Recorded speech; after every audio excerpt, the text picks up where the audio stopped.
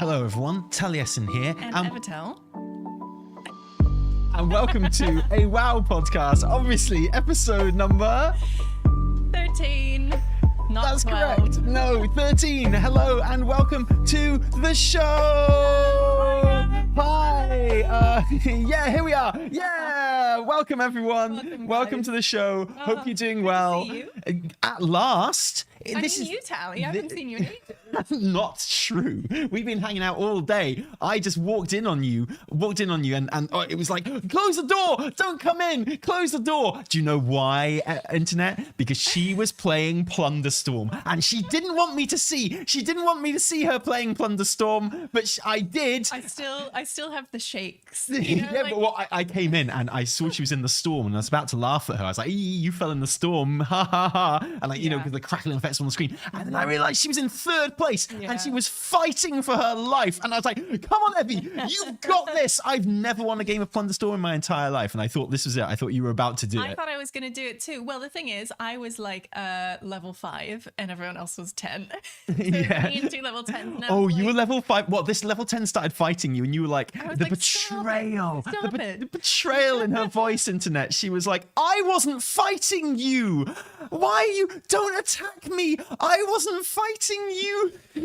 Yeah. Anyway, I was holding out hope for that. But I haven't been plunder storming nearly as hard as you have, Sally. No. Well, I've completed my plunder storming. My plunder storming is done. Well, here's the thing. Okay, so this is our first podcast for 3 weeks. My goodness. This because you were ill the week after that. You were in bed 2 weeks ago. This time 2 weeks ago, you were in bed with the shakes. You were literally just kind of. You had a migraine. I had you a just had to sleep. migraine. I did not feel good. And you were like, wake me up for the podcast. I know, I was like, I'll do it. And me being the good husband, though, that I am, Very good I did not wake you up for the podcast. I was like, don't worry, we'll do it next week. And we got to the week after that, and we're having...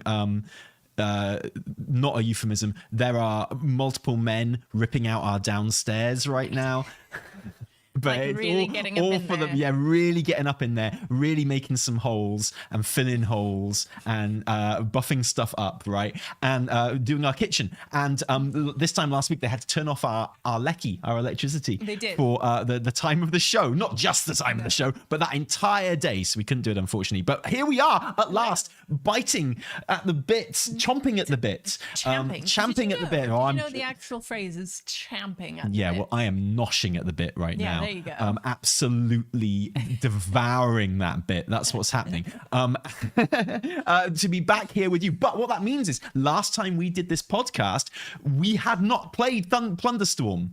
Oh my God. Did we know about it? I think, no, we had played it. We have I can't played even it. remember. But we did. We yeah, just we did. started You're right. playing it, and I have made so little progress since then. Well, that was the last. You haven't played it since. No, I haven't. And then you jump in and you just get a third place. Well, the thing is, and this is the beauty of Plunder Storm, and we'll talk about this a bit more. But like, if I'm not on my PC, I'm not playing it. Right? Like, I'm not gonna get out of bed to play Plunder Storm. I'm not going to. I get it. It just sounds a little bit diva of you. Yeah, I'm like Naomi Campbell. Like, Yeah, I don't get out of bed just for Thunderstorm. But I sat down at my PC because I was like, okay, you know, we're doing some work today. We're doing the podcast, gonna do some WoW, gonna do some other bits and bobs. And it being there, it is like impossible to not click on it. And like, I went in, I did some Noble Garden stuff, and I was like, should I log out or should I log out and get back in there? And of course I started doing it. It's really bad for me. It's bad. As in like addictive bad, right? Exactly. As in like I get jittery and excited, and I feel the potential of things about to happen. And even if I don't, I'm not like optimizing my playing to get plunder. Like I'm just getting in there because I just want the fact that you were level 5 and fighting for first place in the top 3 shows that you are not prioritizing plunder in this scenario. No, right? And it's just because my like, you know, the instinct to win kicks in, and I cannot help myself. No, I've seen that instinct to win kick in many situations in the past. So bad. It's right, you are gone. Yeah. Yeah, it's really bad. So I'm actually glad that you came in and cut me off. No, oh wait, hang on. That sounds an awful lot like I am now getting the blame. No, I'm saying I'm genuinely glad that we are doing this podcast. So that I'm not playing Plunderstorm right now. Okay. Yeah, well, me too, I guess. Yeah, definitely. But it was very fun to watch you. But you are not completely leveled up on Plunderstorm or anything like that, are you? Not even close. But you have. You're all done. You've like completed the thing. Oh, and you know what literally made me get back in and do it? I was doing Noble Garden. I was running around in WoW, and I saw a couple. I mean, I'm going to call them a couple because there are two of them. Two people. Two humans standing next to each other in full pirate regalia. Oh, and I was like, oh yeah, I bet. Wow, wait, that's good. Maybe I do want that. Yeah. Maybe I will grind endlessly for that. Do you know what? It's not even that much of an endless grind. I've done it. I am level 40 in Plunderstorm. I did it in a weekend pretty much after our last podcast, I guess. Yeah. And it did, it wasn't a kind of, I'm going to lock myself away for the weekend and get this thing. I had the advantage that I did a couple of streams of it, right? So when you're streaming it, you can dedicate yourself to it for like 4 hours at a time. So I think I did like 2, maybe 3 or 4 hour streams. I probably did as much of that again just in the evening on my own time, and like TV on in the since background. then. Yeah, Like, and I hit 40 like pretty easily. It didn't feel like a horrible grind. It's been buffed even more since then. You just came into bed one morning, and I say like one morning, not night. Yeah, like you just No, I don't think I did that. I think that was something else. No, that must have been a porn session or something. Must have been. Yeah, you crawled into bed one morning and you were like, like I'm almost there. Oh, that definitely sounds like a porn session. Yeah. I'm almost there. Well, one of the things I really enjoyed about playing it by myself was that you don't have to kind of, we started playing it as a duo, and that was really fun. It is fun. But just having that mindless, you don't even have to ask the other person if they want to go again. Exactly. Just press the button, just get back up in, no plan. Yeah. You don't give it the second thought. If you die, you just press the button again and you go straight back in. And that's the really addictive thing about Plunderstorm. Although I did really enjoy playing in twos with you, and I don't think Plunderstorm was really built for either of us initially, and I feel like playing it as a duo and doing it that way really helped both of us get into the game because we were doing it together. Yeah, I think it did. And now they have trios as well. Well, something I've been arguing for in our marriage for a long time. Only joking. Arguing? Excuse me. Literally 4 of us in this house. We Yeah. more than trios. Hold on. Are you counting the builder? I'm counting the kids. Remember Okay, those little ones that we have to feed every now and then? Different conversation. Yeah. So we don't have room for trios. No, we don't have room for any of that. So you've repped yourself out. That's really exciting. I'm probably gonna dip back in. Did you watch any of the Creator Royale? I loved the Creator Royale. I was not good. expecting to love the Creator Royale, Same. mostly because I was eaten up with jealousy and FOMO and just like felt horrible that I was not invited to take said part. you were not Well, invited. you weren't invited either, and that's why I only ever get invited stuff because they want you there. Well, the thing is, I'm pretty sure they were like, we can't have these guys because they're sitting next to each other. But that would have been and hilarious. They're going to like just kick it. I didn't. No, weren't the winners playing in the same room as each other? I don't 'Cause actually know. At the end, when they did their little interview, I could have sworn they were sitting next to each other. Really? Well, there you are. But they missed a trick because they could have had us on different teams. They could have. We could have played together in the Creator Royale. Against each other. Everyone's 60 favorite creators. And that's the thing that hurt Evie. That's the thing that really stung, is that we are not in the 60 most popular creators. We're not there. And I'm not funny. I'm not being funny. I looked at that list. There are some right jokers on that list that we're definitely better than. I joke. We're not better than anyone. joke. Well, No. you're better than anyway. You're No, better than loads thank of those you. people. Thank you. Evie, No, I thought- you shit on some of those people. I thought it was really fun. I really enjoyed the event. I honestly was like relieved that we were not involved because I would have, like raged, you know, like, live on screen. Yeah, Actually, exactly, yeah, that is something exactly. we always have to worry what games we're going to stream together, because I don't want the true Evie to come out, you know? Oh, like, I know. people I already know. hate the true Tally. We can't afford for the true Evie to come out. We can't afford for them to see like what an No. absolute monster you No. are if you're ever offended or like feel like you're losing at anything. Exactly. I don't want you to see that part of me. But it was I thought it was really fun. I liked seeing kind of the whole range of different creators that were there, like people who do WoW, people who don't do WoW, people who are clearly made for like a video game PvP.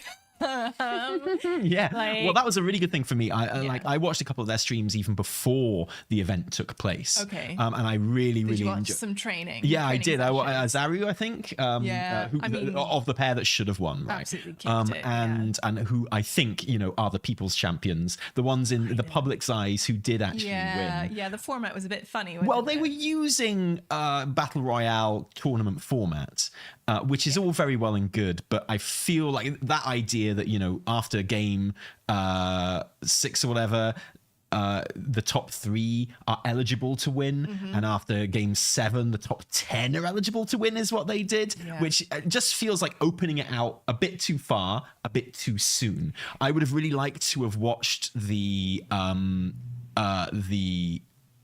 dynamic of there being a team that was going to win or had the Yes. potential to win, like 3 teams that had the potential to win, and watching basically every other team be like, okay, well, those are the teams we have to take out, you have and we to- have yeah. to stop them winning. Yeah, And we I didn't like really that get a chance to enjoy that dynamic because it was only actually up for 1 game Yeah. before the top 10. And like once the top 10 goes out, you can't really target anyone to stop them winning anymore. It's like, yo, literally a third of the people playing this game have a chance to win this now. So yeah. Yeah, it was kind of funny, but I enjoyed like watching people's different strategies. Yeah, like Zaryu, just like the world class PvPers just crushing everyone.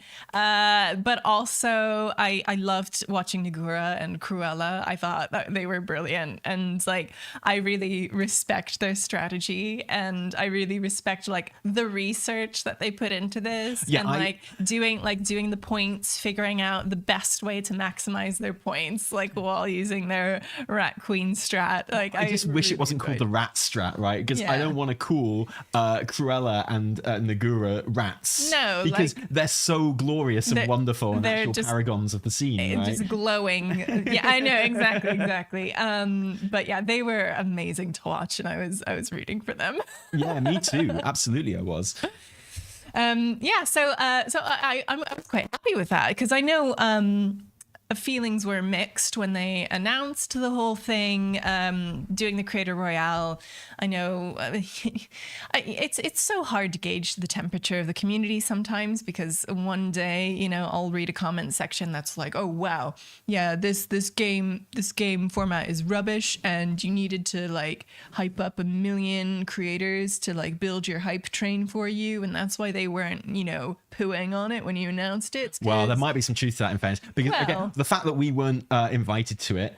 That is the one thing that I was like, Yeah. phew, now no one can be like, oh, Yeah, totally. you, It was you like- were shilling for this It format. turns right? out that we were also, completely unbeknownst to us, it turns out we were basically the only creators on the scene who didn't Who know had that this no thing was idea coming, what it and who was. were actually surprised Yeah. by Plunderstorm. Yeah. Like, no one else was. It turned out no one else was surprised by it except for Bell. I don't think he was invited Yeah, either. I know, But no, 'cause he everyone wasn't else there. was like, oh yeah, I've known secretly, like, ooh, I'd secretly known about this for weeks. And it's like, motherfucker, what? Are you joking? Maybe we were like the control group where they were like, we need someone who is actually going to be surprised by this news. Let's get their reaction, Yeah, right? Like, yeah. who's a creator. So I kind of wish that it had leaked out before so that they couldn't have blamed us for it for once. That'd have been really good. Yeah. But yeah, no, I really enjoyed it. I thought it was good fun. And yeah, now that it's up there, how much longer? A few weeks? We think end of the month? Oh, well, Is it sticking around? now correct me if I'm wrong, but I still don't think that we've had an official end date. creators who are part of the Blessed 60 have reported that in initial interviews that they had before the event went live, that the plan was to run it for 6 weeks. But I don't think we've had any official confirmation of that. Okay. So, but I'm sure chat will correct me if I'm wrong. But as far as I'm aware, we haven't. The fact they've just introduced 3s, I got a feeling this event will probably go on until it just runs out of steam, and then they'll just wind it down, sort of thing. I think you're right, because people need to plan. They need to know how much, renown to grind per day, per week. And if there was an end date coming up within the next couple of weeks, then that would frustrate a lot of people. Exactly. And I think if you really want those transmogs and you hate the idea of Plunderstorm, or you've tried Plunderstorm, you don't like it, and you hate PvP and stuff like that, my heart does go out to you. Oh, yeah. Like, legitimately. Of course it does. But you'd have to try pretty hard at this point not to be able to go grind up to 40 if you really wanted those rewards. Is that a challenge? Well, yeah, I think it is, actually. Like, seriously, I feel can't like resist what are you now, like 4? Yeah, I'm 4. Yeah, I reckon I feel like if you could do it by just doing a couple of games a day. Don't forget, you get the daily bonus for completing a quest, and that's a good boost. And that's like a big old heap, right? That's that, and a couple of games is like a level by itself. Okay. So you can do a level a day. Okay, maybe not. Maybe we haven't got 40 days left on it. No, but, I can do more than that. Yeah, I can do more than like my Duolingo login quota. Exactly. I can do more than that. So I think I might just have to get it. Yeah, I think so. And I think it is such a good transmog. It's really cool. It's stunning. It's amazing. Yeah, it is just so and the mounts as well, man. But there you go. Yeah. So yeah, Mr. GM said Plunderstorm until the 30th, but we haven't had anything officially confirmed. It's not. I think what you can safely say is it's not going to end before the 30th.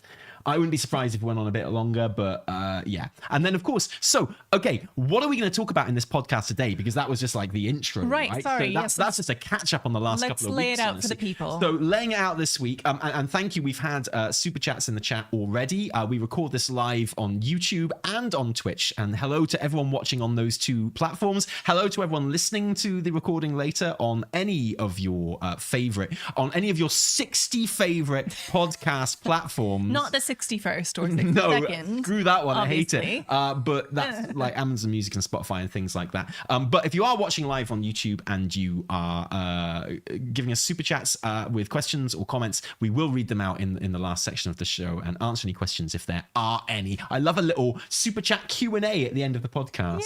Yeah. Drop us your super chats on YouTube if you'd like to ask us a question, and we'll get to it at the end. Yeah. So, well, we've got all sorts to talk about. We've got season 4, which we've had details for, and which more details are coming out of all the time because the PTR is up. People are data mining it. People are analyzing it and seeing what's what. We've got the War Within Alpha, which Evie on the roadmap, that alpha is literally in between Plunderstorm and season 4. So we know that season 4 is coming like on the 22nd, 23rd, something like that, 25th. Okay. The week of the 20s, right? The week of the 20s, is when season 4 is coming. And I am not one of the 60 most favorite creators, so I don't know anything. All I'm saying is on the roadmap for 2024, the War Within Alpha appears in between these 2 events. So we have a date for season 4. You know what this feels like? A good metaphor for this is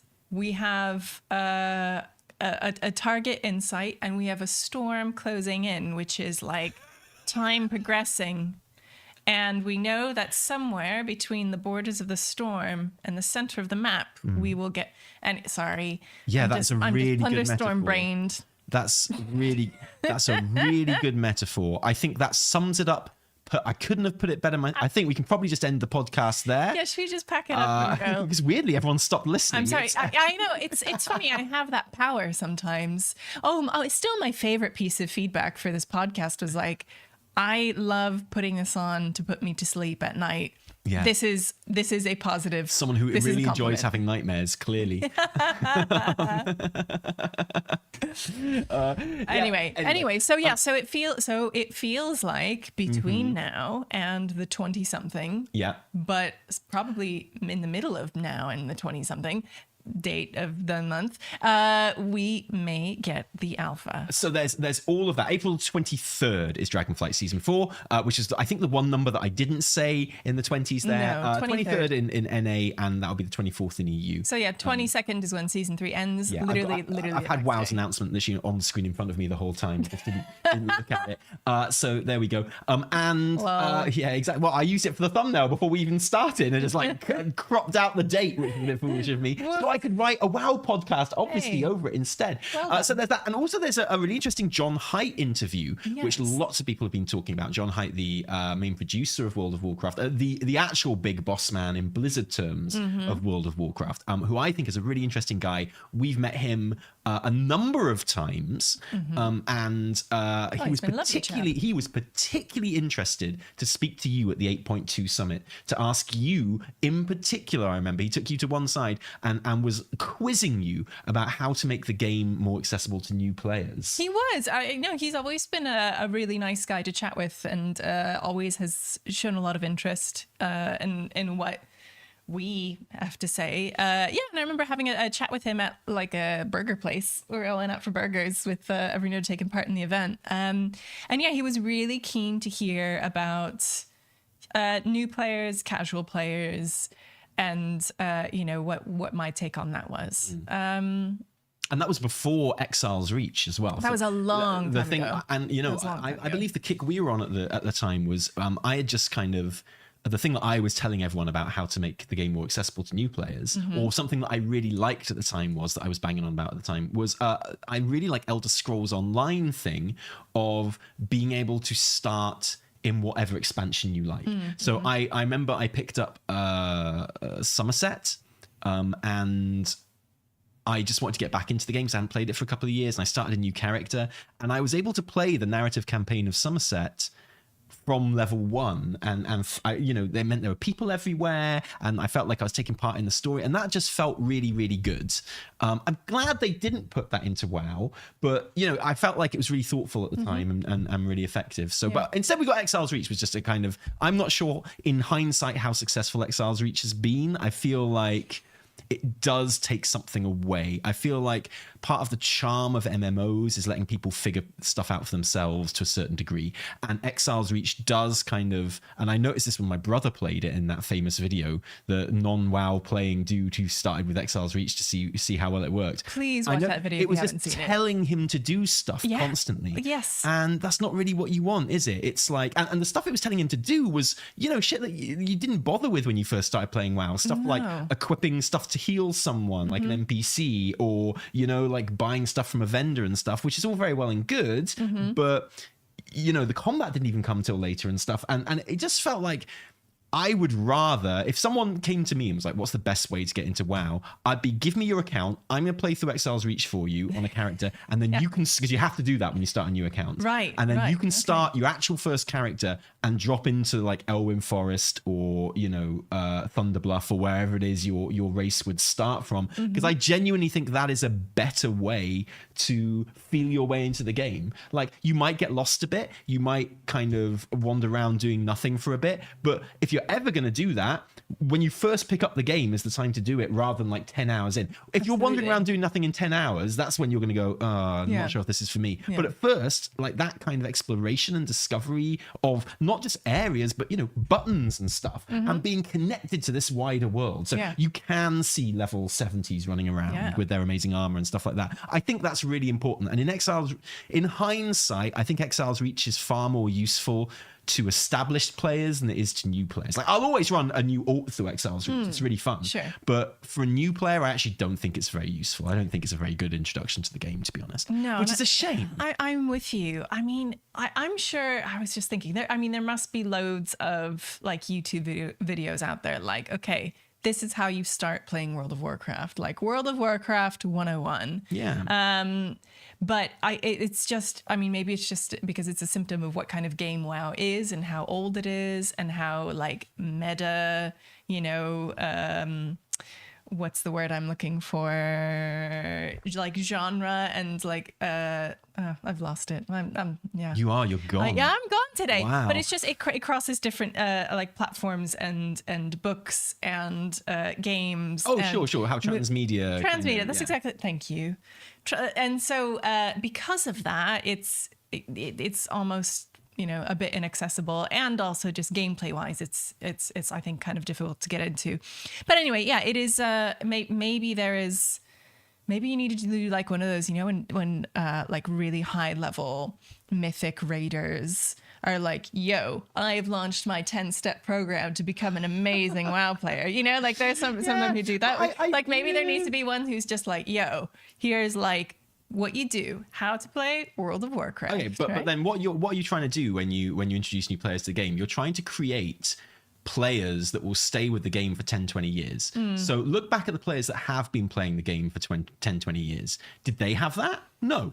You know, God. they all, to a man, went into that game not knowing that add-ons existed, not knowing about raiding or anything like that, really. They were just picking it up as an RPG. They were playing it. They were feeling their way in. They might have gone 10, 20, 100 hours without even knowing what is the correct armor type to equip on their character and stuff like that. I know that was definitely the case for me in my rogue. Yeah. And yet those are the players who are still here 10, 20 years later. Like, I think we can kind of miss the wood for the trees a little bit sometimes, and we can try and second guess new players so much and kind of treat them like idiots and no one treated us like idiots, right? And realize that actually there's a lot of worth to letting a player just get lost in the game, and then if they decide that they want more from it, that's when they go, oh my god, wait, there's loads of guides for this thing on YouTube, and I'm doing everything wrong. And wait, what's this raiding thing? And like, I've been on level 20 for like the last 3 months, you know. And I think there's real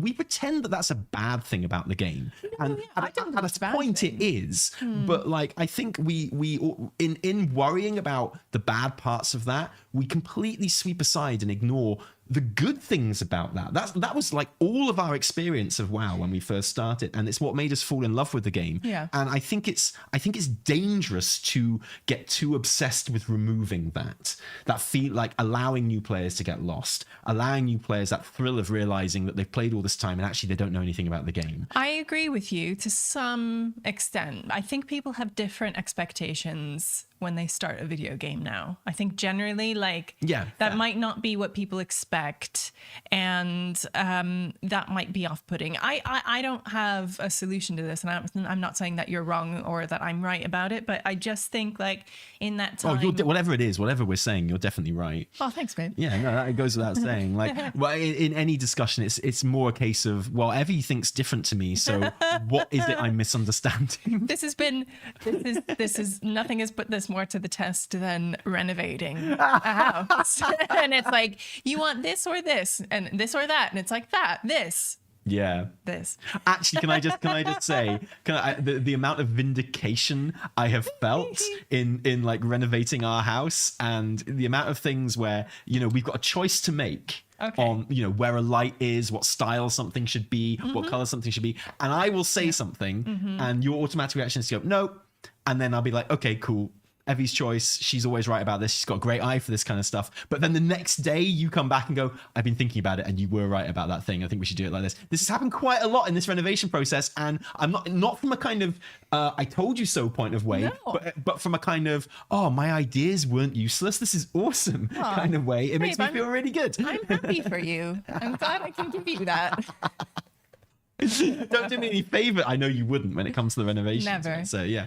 But anyway, this is a bit of a sidetrack because it is actually like something that is a major talking point in the community. You know, what do we do for new players, and is the game too complicated and things like that. But anyway, John Haidt did this interview, and he had some amazing points that he kind of brought up. The main one that people are talking about, I think, at the moment, is the idea of AI in World of Warcraft, a topic that he tackled head on. It's an interview with IGN, And it's a good interview, actually. It's the kind of interview that you only get from like sort of mainstream games media, unfortunately, you know. I appreciate that though. Like I really like seeing that, and I really like I like hearing John Haidt talk about World of Warcraft from his lofty perspective. You know, really looking down. Are you saying he's always high? Because I think I might agree with you.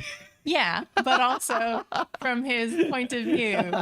He's just a chill, happy guy. Exactly. And, you know, I'm not saying he is always high. All I'm saying is if you told me he was always high, I'd believe you. This is not a bad thing by any account. But he's also like kind of, you know, has a broad perspective on things. I don't mind hearing from kind of like a bit of a business perspective what their goals are and their aims are, but also from someone who has like a lot of sorry, I'm just reading. Yeah, no, I know. Thanks for the lols. Who has that kind of perspective, looking down on the game and seeing it like where they want it to go in the future, where they're going to take it, and what things they are willing to kind of take on, especially when it comes to AI, right? Because this is such like a major talking point in games and the world at the moment. And you know, you feel like RPGs, which require a whole bunch of art assets, they require characters that you interact with, who you talk with, and things like that. And in theory, you know, if you're looking at Torghast or something which has sort of generated maps and things, RPGs like WoW would seem to be prime real estate for AI implementation of various things. So, and you know, much as we love the people that make this game, the people that are their bosses aren't always, you know, the most kind of loyal gamer types, I guess, you know, being shareholder capitalists and things like that. They don't always have the quality or gameplay experience, you know, first and foremost in their minds. So I think it's reasonable that people worry about AI and how it affects their games, and absolutely. You know, I mean, can you imagine if Baldur's Gate 3 was made with AI or something like that? No. It'd be the worst experience ever. And or certainly the AI that we have right now. And there are quality questions about it, obviously, but of course there are ethical questions about it that will be going on much longer than questions of quality, because the quality is going to catch up. Essentially, AI is going to be able to do anything at some point, and that's when we'll all wish that we talked about the ethical side of it a lot more when we had the chance. Sure. What is really heartening about this, you can probably tell by the way we're not like really angry about it, is John Haidt.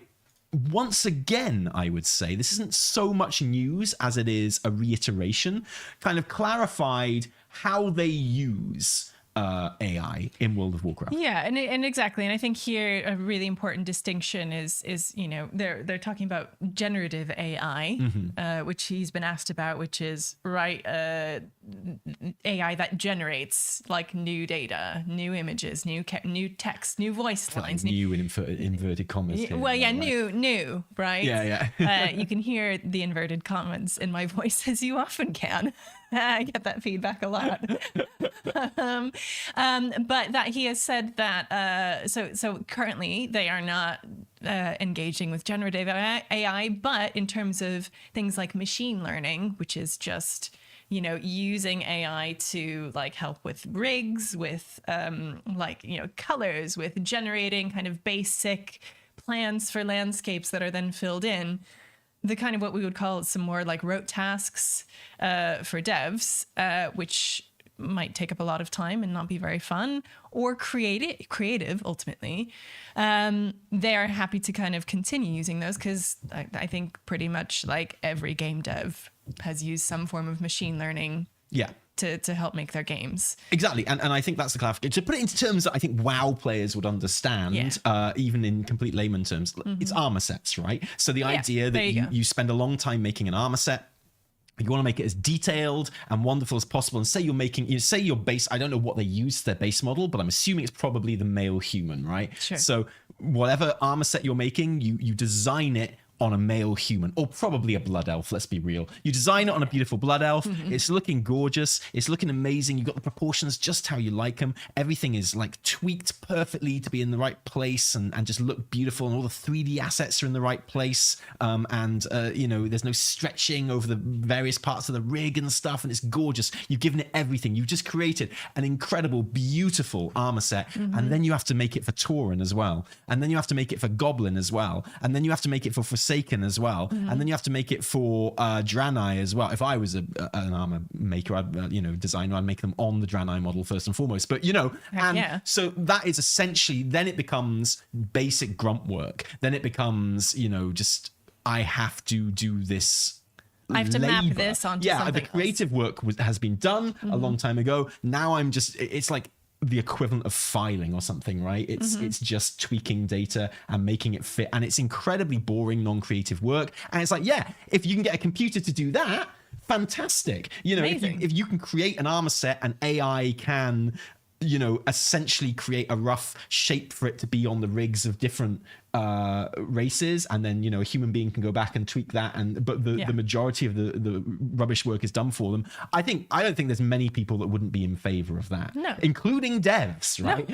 Because it leaves more time for the creative work. Because I think the main worry when it comes to AI in the world is that it's like the Star Trek model of AI and governance, but we're only talking about AI, is, we've created machines that do the hard work and the bad work and the boring work so that we can do the fun, creative work, like exploring and painting and playing chess and pretending to be cowboys in the VR suite, in the holodeck and stuff like that, right? Yeah, exactly. And the main worry that everyone's kind of dawning on everyone that's obviously not how it's going to work in a capitalist society. Like, what actually is going to happen is that the machines will do all the creative fun work, and the only work left to do is the grunt, horrible labor and stuff like that. And that's kind of the shape that the world is taking at the moment, and it's one of the reasons people is getting very, very scared of AI. But whatever, this certainly, and we knew that this is what what WoW was doing with AI. We've known about like the whole armor set thing for a little while,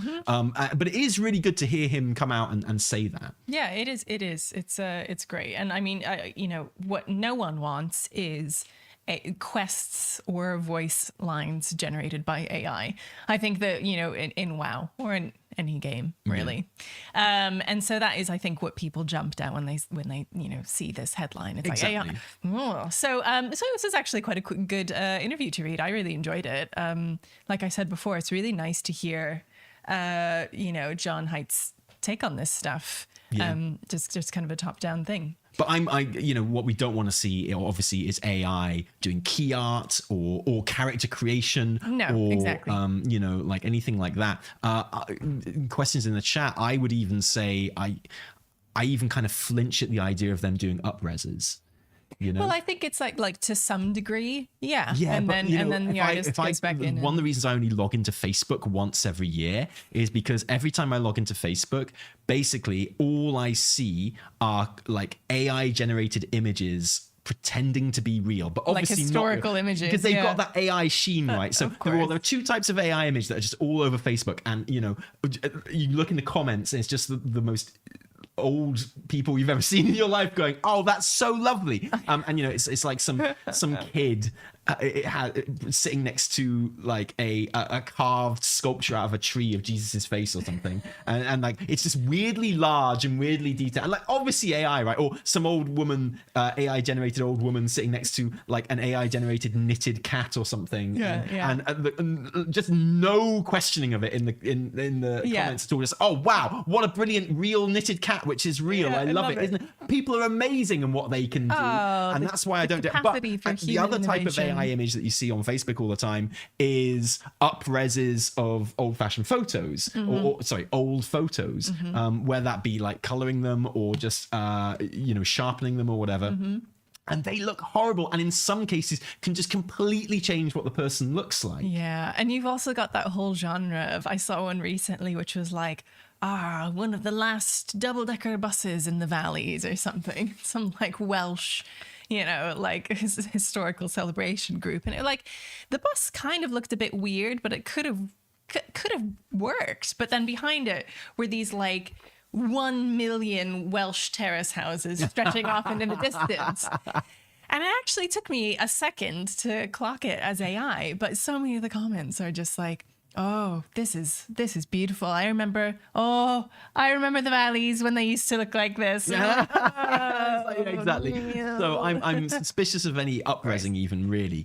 I would still want, like, I don't mind if they want to use it to get them started on the up-reses or whatever, but generally it wouldn't make me feel very comfortable. That's the kind of thing that I feel really needs a human touch. Voice acting of old lines, existing lines, absolutely not. You know, and then let's be real. There's a difference between voice acting and text to speech, because text to speech, there's never any kind of, you know, it's like I'm enabling text to speech because I need it, or just because I just want it to read out my quest text and stuff. And that's different to having an AI generate the speech as voice acting, right? Does that make sense to you? Can you feel that difference in your head? Yes, absolutely. No, I completely understand that, because one of them is a tool and another one is like a creative expression delivered by a person. Yeah, right? exactly. So I wouldn't feel comfortable with that. I always want a real actor kind of doing the voice lines and things like that. I'd always want a real person writing the quests and the stories and designing the things. And, yeah, exactly. So I feel like at the moment, certainly WoW does seem to be approaching the AI issue from the correct place. Yeah, and not like, I can't remember who showcased it, but it was at one of the big gaming conferences recently, and it was like a dude that you interface with, and it's like, hey, I'm here to see if maybe we vibe. Yeah, or something. Like, and I was like, no, some we do not vibe. Oh my god! I just like cringed so hard. I left my body. Like, no one will engage with that and be like, yeah, can't wait to see if I vibe with this interface. Yeah, nice, man. Yeah, awesome. No, exactly. Not great. And you know, the day will presumably come where you can create AI models that will require a writer to sit down and create a character, which the AI can then kind of improvise around to a certain degree. We will probably get there one day, yeah. Maybe that's a good thing. But we're not there yet. We're not there yet, but we will be one day, right? Yeah. And then there are going to be these questions asked again. So it's important to, just because the quality of our AI is, you know, broadly trash at the moment, we should still be asking these questions, and it's good that, like, I approve of Blizzard's answer, or John Haight's answer in this case. Something I did not know was what John Haight's parents did, which I now know. His mum was an aeronautical engineer, and his dad was a fine artist. So there we are. Makes me like him even more. Interesting. Yeah, a typical California couple, if you ask me. Nice combo. Yeah, totally. Nice combo. Yeah, exactly. So, you know, I've certainly never seen anything that looks like it's AI art coming out of Blizzard, whether, you know, for promotional key art or anything like that. That is, the human touch is part of the Blizzard special sauce, right? And I don't want that to go. And there will be people, particularly now that, you know, Microsoft is in charge and things like that, there will be people pressuring John Haidt to be using AI and what have you the whole time. So it's important that that's not happening. I think that's great. But yeah, in terms of just doing the basic grunt labor of moving rigs to fit different races in World of Warcraft for armor sets that a person has designed and made and poured their heart and soul into, I think that's a good use of AI. That's the kind of thing machines should be doing for us, right? Like, machines should be doing the washing up, but they shouldn't be designing the plates. Right. They shouldn't be cooking the meals. Does that make sense? Oh, but I want to cook the meals, Tally. That's what I mean. They should be washing up. They shouldn't be cooking the meals. Okay, but I know. It's that needs the human touch. It does need the human touch. Yeah, exactly. So there's that. And another thing he talked about, which has got tongues wagging, is the idea of expanding the Warcraft franchise. Like John Haidt, in the same interview, but which has been put into a different article by IGN, in this, he talks about the fact that he wants Warcraft to be out there more than it is. And, you know, as an IP, he's very proud of Warcraft Rumble. His bread and butter is World of Warcraft, and any expansion of the IP at the moment is to draw people ultimately into World of Warcraft. Plunderstorm being an example of that. And this has inevitably led to talk about, they don't want to be a movie studio. They don't want to make their own TV shows, but they are not opposed to continuing to license out the IP to movies and TV shows. But the list of people that they would work with who would understand what WoW is all about and be able to make the thing that they want is very small. Extremely and small. apparently does not include Duncan Jones. Really? Well, he's like, we'd be happy to work on more Warcraft movies if there was if only there was a director who understood the IP. I read that. But I know, man. There's a very small list. No, there is a small list, but I imagine he is on that list. Also, you made a funny tweet about this, being like, oh, if only there was someone at Blizz who, but that's the thing. He doesn't want anyone at Blizz to make. And this is exactly.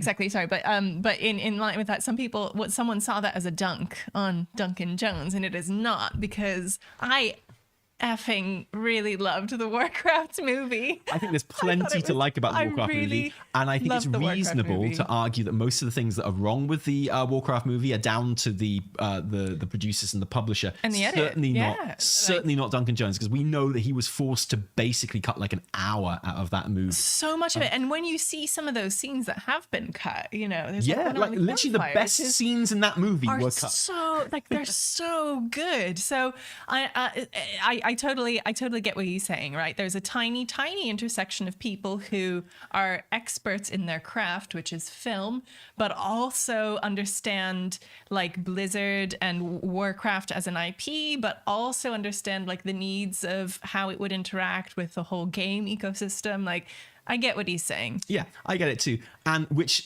whereas the AI thing was something that I think every WoW fan who read it breathed a sigh of relief and was like, yes, that's exactly what you should be doing with AI and nothing more. Yeah. When it comes to this, it's one of those things where, here's the thing.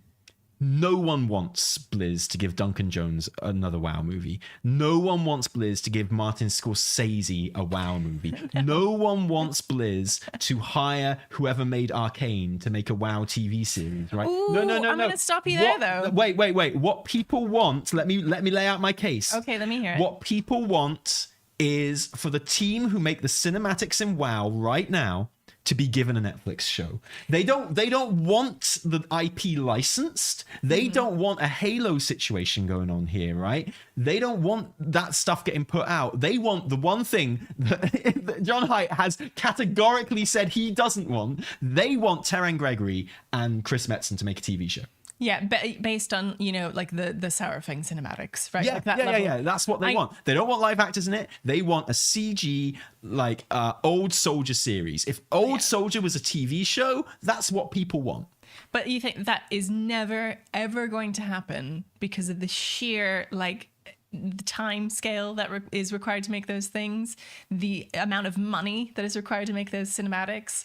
I mean, what we get is, 2 minutes, which takes years, years and years and years to make.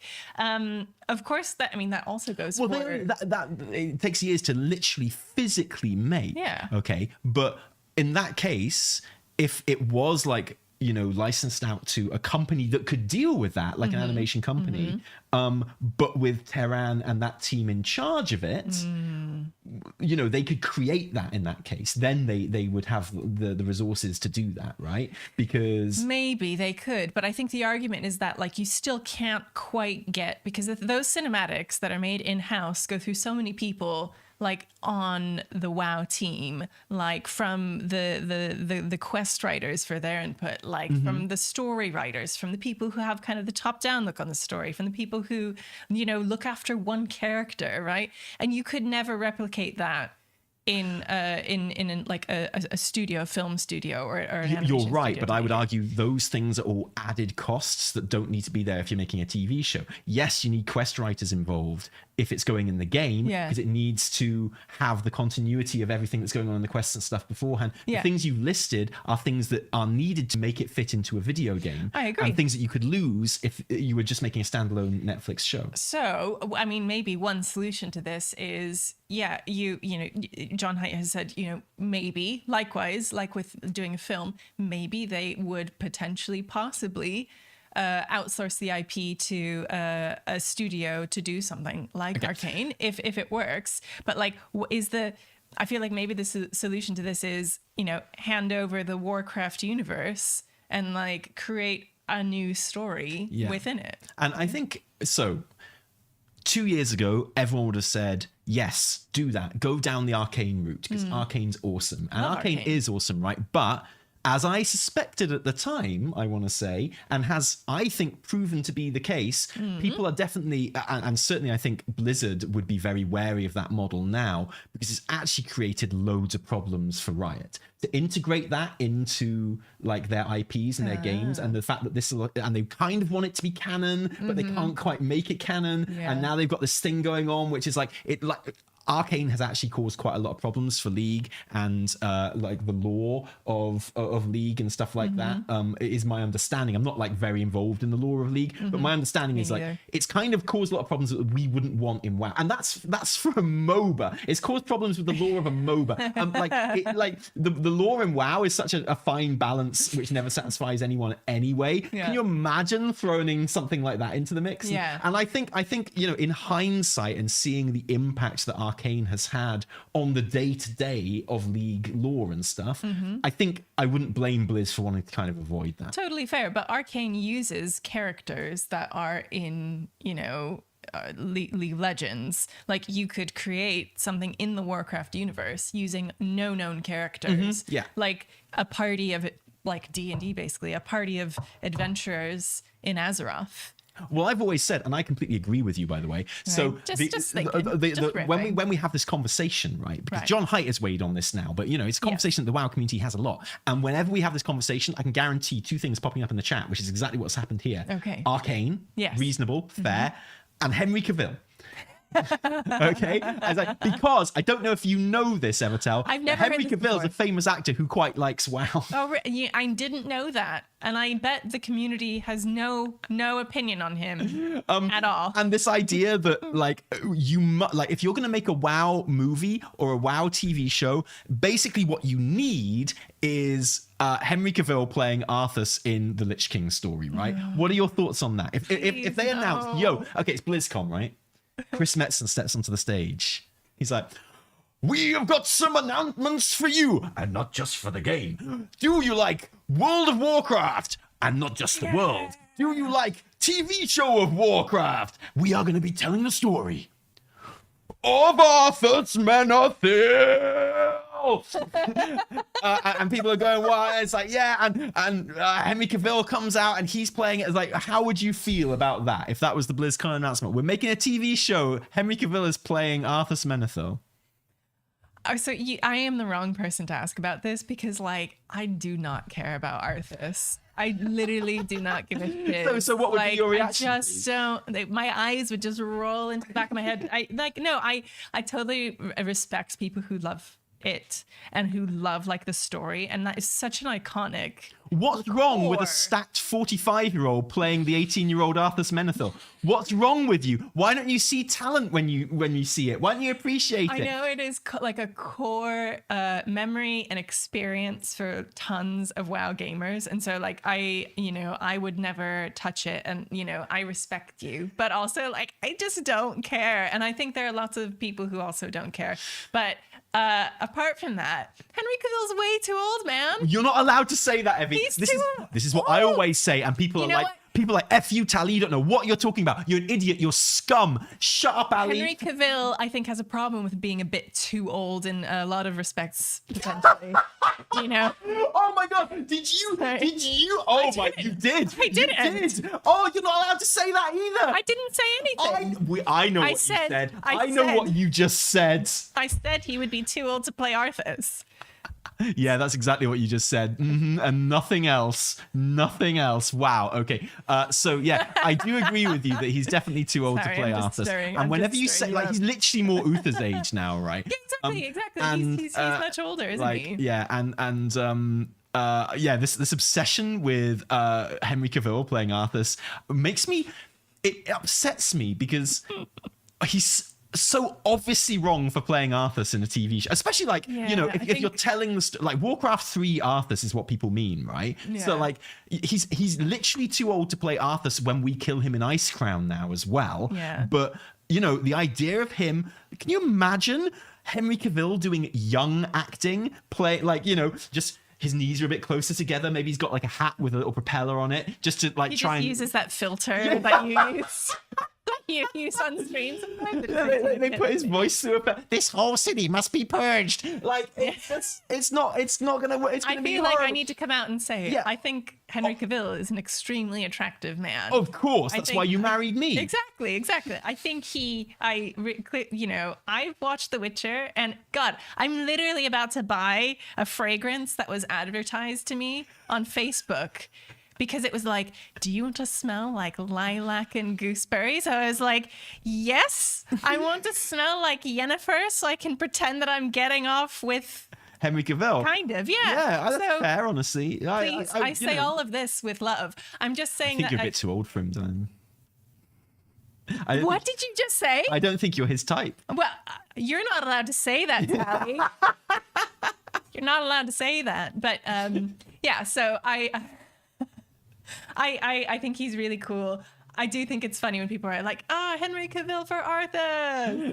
I mean, I would love it if he came to BlizzCon dressed as Arthas. Is that enough for you? Yeah, yeah. Is that enough? That would be enough for me. Well, I mean, if his Witcher costume is anything to go by, then he'd come as like the stripper version of Arthas, right? In like leather pants. I love him in The Witcher. I think he's great, but I can't quite ever take him seriously because he looks like Geralt if you ordered Geralt for your bachelor party or for your bachelorette party, right? He's like, if you went through to a stripper agency and you were like, oh, there's a Geralt of Rivia option here. And you're like, yeah, let's get him for the bachelorette party. Like, that's what I'd expect to turn up. Like, his costume is just a bit because he's so stacked and the man cannot move his arms over his head. Like, he's so stacked, which I love. I'd like to suckle on his sweet, sweet teats. But, like, his costume is just very, very tight and he looks like he's stripper Geralt, right? I mean, that is part of the appeal. He's a very good actor, though. I do like Henry Cavill. I really like him as an actor. I really enjoy watching him. So like, who's the alternative? Is it two Tom Timothy Hollands Chalamet? taped together? Timothy Chalamet? No, definitely not. Two Tom Hollands strapped together in a trench coat. That's who should play Arthas. Obviously, well, it's 4 Tom Hollands, like 1 Tom Holland for the middle and 1 each for his arms. Like, yeah. Exactly. So yeah, like, and everyone's like, you can't get Henry Cavill anyway because he's doing the 40K show, right? So like the Warhammer 40,000 show. Is he definitely doing that? When that was announced, it was obviously announced way too soon. Like, he obviously agreed to work with them, and then they announced it the next day because it was this is my personal opinion. I have no inside knowledge, but this is the way it appeared to me. Was that he had just been announced that he wasn't doing Superman anymore. Right. So for his own kind of feelings. Oh, I see. He wanted an announcement that he was connected to something big. Writing the 40K PR. were really pleased that he was willing to be connected to it suddenly, and they both agreed to go ahead with this announcement. Yeah. And I think they probably announced it way too soon. And I said at the time, that show is not happening. Like, that show is not going to happen. I think if you want my opinion hasn't changed. My prediction is the same now as it was then. He's going to end up appearing in a 40K video game, playing a character in a 40K video game. Okay. Like, that's how this like partnership is going to end up. I can see they're that going to happening. work on a TV show which isn't really going to happen, and he'll end up playing a high profile 40K game, and it'll be Henry Cavill as, you know, I'd be down with that. Lionel Johnson or something. I'd play some Warhammer. Yeah, certainly, man. So here's the here's the thing. I think the kind of the problem with, you know, we're going to create a Warcraft show and it's going to be about Arthas. Like, these characters are so like embedded and iconic already, and associating a high profile existing person like actor to them is hard because they already have a person. They have their voice actor, right? Like, so I think it's almost impossible to get it right. And I completely understand why, if they would never, ever go in that direction. That's a reason not to go in that direction, but I don't actually think it's the main reason not to go in that direction, because I think actually they could make a really, really good TV show based on Warcraft 3 and Arthas. I think they could make a TV show that WoW fans would really, really like and appreciate. Okay. And get WoW fans on side, which would be a major, major part of it. I think they could make a very successful TV show based on it.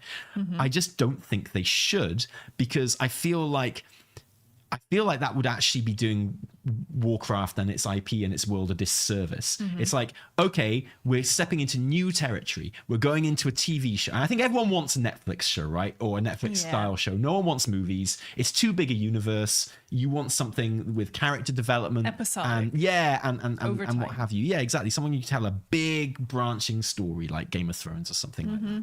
And, so let's assume that's what they're doing. I think to go back to a story that was told like 30 years ago, almost. I just feel like that's the embodiment. That's the epitome of treading water. That's like, we can do more than that, right? And I've always said, like, the TV show I would like to see if WoW did it would be, I'd like to see it be the WoW version of The Mandalorian, right? I'd like you to create a new character who's based in a recognizable location at, like, I know Mandalorian doesn't do this, but like in present time WoW. I want it set now in WoW, right now. Sure. And I want you to create a new character who is like a farmer or something, a farmer's son or daughter, right? Who has to go on an adventure in Azeroth. So the show is about Azeroth. We often say Azeroth is our main character, which is why we're totally destroying it in our next expansion cataclysm. I want to see this character go out there, like, get a band of things together, and it's like we don't team up with Thrall, we team up with like a young Frostwolf. Yeah. Right? We don't team up with Jaina, we team up with someone who is studying to be a mage at Dalaran. Yeah. Right? And there are episodes where Jaina turns up maybe as like a cameo. Yeah. There are episodes where Thrall turns up as a cameo. There are episodes where, like, they get involved fleetingly and in small ways in major events that we do recognize.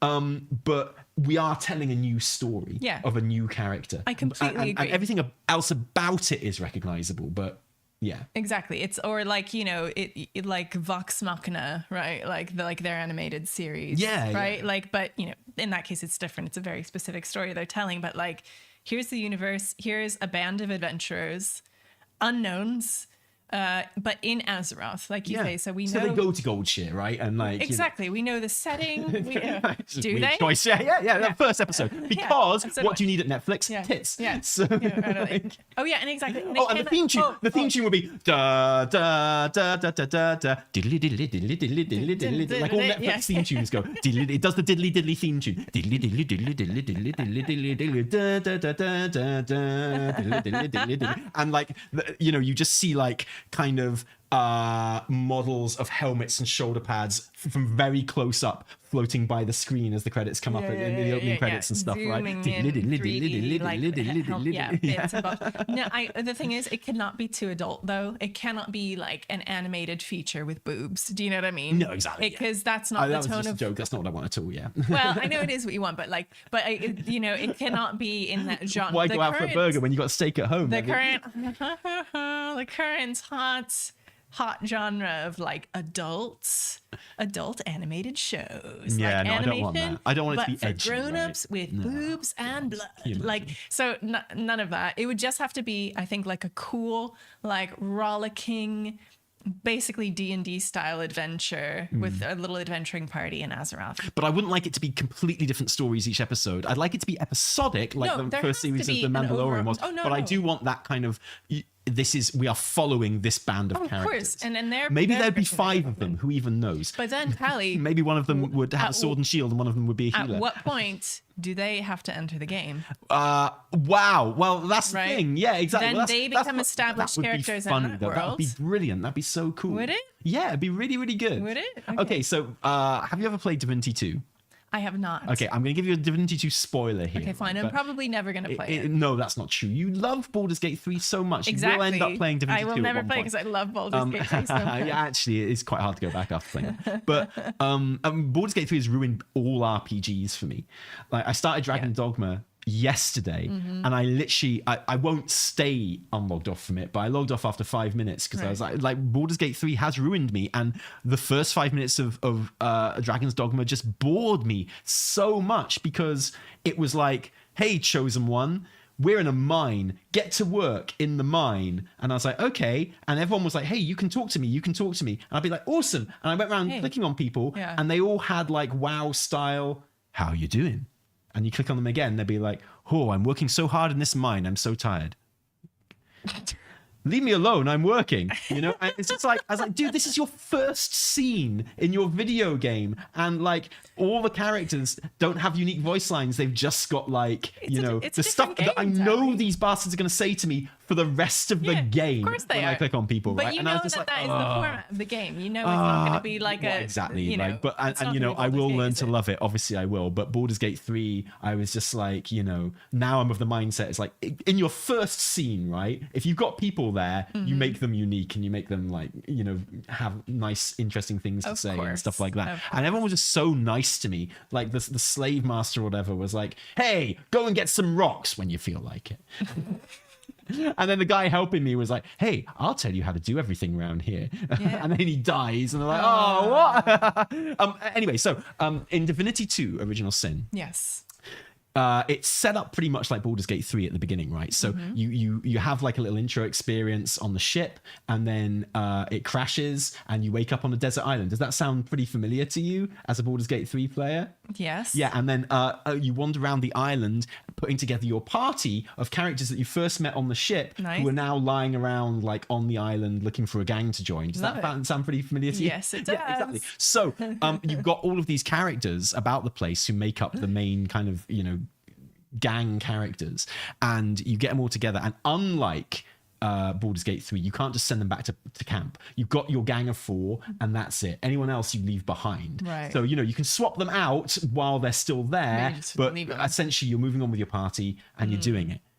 Gotcha. In one of the big climactic fights of the story, where you are like, way in the future of this story, when you've done loads and you're all leveled up and you fought through the first couple of like chapters and you're in like the big kind of climax of one part of the story, and you've got to go and recover this artifact and you're fighting your way through, who should appear but the characters that you didn't take in your party, who have formed their own party. No. And are also after this artifact. Okay, that's amazing. And you have to fight them. Well, maybe it's Divinity 2, so actually maybe you don't have to fight them. Maybe there's a way of not doing it. But I fought them. No. And it's really great because it's the characters that you chose not to take. That. And the idea that they have been spending this whole time basically doing the same thing that you've been doing, and you've arrived at this point together. But if you were going to introduce the characters from my completely hypothetical Mandalorian style WoW show into WoW, I think that'd be a really fun way of doing it. That you went into a dungeon in like the War Within or whatever, and like one of the parts of that dungeon was the guys from the TV show are also doing this dungeon, right? That would be amazing. And, like, and maybe you help each other, or maybe you like have to race each other or something. And that's cool. But but they could never become like major players in the game, and they could be your dungeon party for when you do it one player. Ooh. Okay, that could be fun. Like they could be the AI dungeon characters for when you do it one player and you go in yourself. Nifty. That could be pretty cool. That is nifty.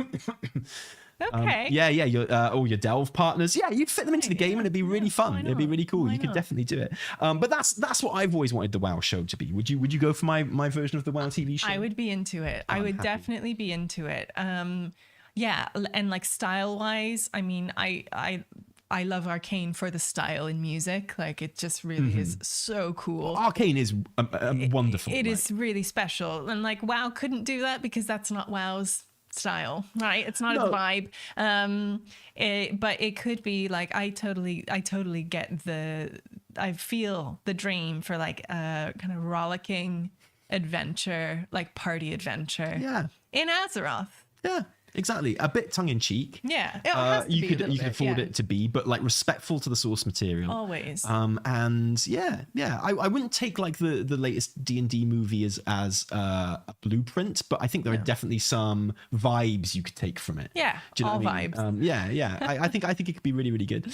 Yeah, but so in short, in essence, in this interview with John Haidt, he's like, maybe we'd be open to it in the future. We have no plans for it really, because he gets it that the balance to get it right is like, it's so delicate, you know, and you don't want to do that and get it wrong. Yeah.